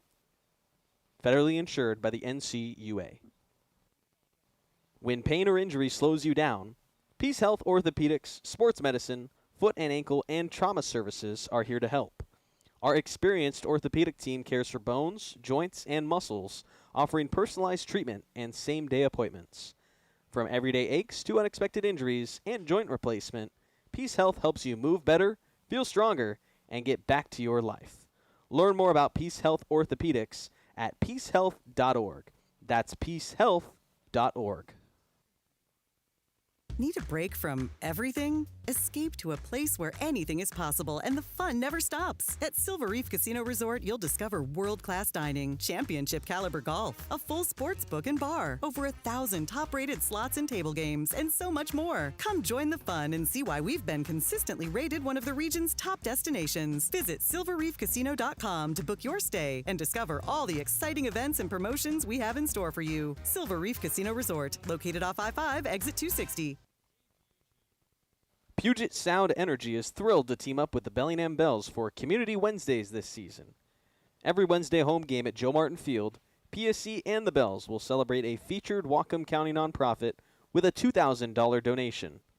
Come out to the ballpark to cheer on the Bells while supporting these amazing organizations that make our community stronger. Together, we're building a better Whatcom County. See you at the field. Go Bells. This is Charlie Decker. You're listening to Bells Radio. Go Bells! So a final here at Joe Martin Field, 5-2. Bells take it over the Portland Pickles in a stressful way, but they get it done. Thrasher Steed gets the one out of the two batters he faces to pick up a save, his first of the year. Gets the win to Charlie Decker, the starting pitcher, who had 5 innings of one-run baseball, giving up 4 hits and 5 strikeouts with only 1 walk issued. Decker gets his second win of the year. The loss credited against Colton Sylvester, his first of the year after giving up those 2 runs in the 5th inning. Drove in on a Noah Cassie 2 RBI single. Cassie finished the game with 2 hits, went 2 of 4, drove in those winning runs. Well, I guess they went on to be the tying runs. The actual winning run was drove in by Jake Lyle. Lyle is your player of the game. 3 hits for him, 2 runs driven in, and a run scored. He was 3 of 5 at the plate as the designated hitter, and he just continues to swing so well for Bellingham. Bells get the first game of 3 against Portland. They'll face off tomorrow against the Pickles at 6:35 with a 1:35 start time then on Sunday. The full stats as we look through your box score. Let's go through Portland's lineup first. 9 hits for the Pickles, one of them by Brady McKay. He was 1 of 5. Bryson Glasgow, in his return to the Pickles, 4 for 4 with a walk drawn. 2 runs driven in by Joel Roberts, 1 on a walk, 1 on a hit by pitch. He had no hits, though. 2 hits from Tanner Johns. Mac Evans was 1 of 3 with the runs scored, and then Branson Hong, 1 of 4 as well. For the Bells, their batters, we mentioned Lyle, the 3 of 5 with 2 RBI and a run scored. Jorge Oliveira had a hit and 2 runs scored after walking. Matt Churchill went 2 of 3 for being lifted for Dylan Moss. Noah Cassie, 2 for 4 with 2 runs driven in. Rashad Hayes was 1 of 3 in the game. Taylor Davis scored with 2 walks on the day. Tristan Schaefer scored with 1 walk, and the Bells got the win. Pitching lineup for the Bellingham Bells was 5 innings from Charlie Decker. He pitched that with just 1 run baseball with the 5 Ks. Then 3 strikeouts from David Weiser in the 6th and 7th innings, giving up 4 hits but no runs. Then Zach Elsos came in for an inning and 2/3, entered in the 8th, gave up 1 hit but 3 walks coming in the 9th inning. That pulled the plug on him. Thrasher Steed hit the first batter he faced with the bases loaded, but then picked up the save by retiring Connor, M.D. Connor, on a looking strikeout. It was Connor's 3rd strikeout in the game, so he picked up the save. Overall, as a staff, it is 12 strikeouts for the Bellingham Bells pitching staff, 4 walks issued, and the 9 hits given up for the 2 runs. Both of them earned runs coming against Decker and Elsos. Tomorrow, 6:35, the Portland Pickles will try and even up this series, a rare matchup between these 2 teams up north. Of course, the Pickles playing in the South Division, the Bells playing in the North Division. There's only a couple of those matchups where you have the crossovers. We saw Bellingham travel to Springfield this past weekend to take on the South Division Drifters. The only other matchup against a South Division opponent will be the Marion Berries near the end of July. The rest of it is all interdivision, so just 3 series throughout the summer for Bellingham against a non-division opponent. And tonight, getting a win over the Portland Pickles, so they've won 2 straight against Portland. Let's look at your starting pitchers for tomorrow. Should be Brody Olmsted going for Bellingham. Pitching for Portland will be Rafael Espinoza. And then in the series finale, it looks like Jordan Chancellor is going to start for Bellingham, and Zach Fetchel will start for Portland. We'll see you then 6:35 first pitch tomorrow. Then catch us at 1:35 on Sunday. Actually, before we go, let's check out some scores in the West Coast League. It's early in the slate. Obviously, we were the earliest game. Right now, top of the third, high-scoring game in Edmonton as the Riverhawks lead the Pippins 8-3. Out in Nanaimo, Wenatchee leads the Night Owls 3-0 in the top of the second. In Bend, bottom of the second, Corvallis has a 1-0 lead over the Elks. At Marion, Ridgefield, one of the best teams in the West Coast League so far in the early start to this season, leads 3-1 over the Berries in the bottom of the second inning. The Kamloops North Paws lead at 2-0 over the Walla Walla Sweets in the top of the third. Victoria and Springfield are tied at 2 in the top of the second. And Port Angeles on the road leading Kelowna 1-0 in the bottom of the third. Get your tickets for tomorrow's game at bellstickets.com. It's soccer night with a free ticket to any kid wearing a soccer jersey of any country. We don't care which one you're wearing. We don't care if it's a country jersey either. Wear your Wacom Rangers jersey or your North Wacom Alliance jersey. Just wear it. Have some fun. Get your tickets at bellstickets.com. Scarf giveaway to the first 7-ish hundred fans that show up to the ballpark, so that'll be fun. And then you can catch our first day game Sunday at 1:35. We'll see you then. Have a good night. I'm Zen Hill. Thanks for tuning in to the Bells Radio. It's a 5-2 win for Bellingham. And on an early good night, we wish you well.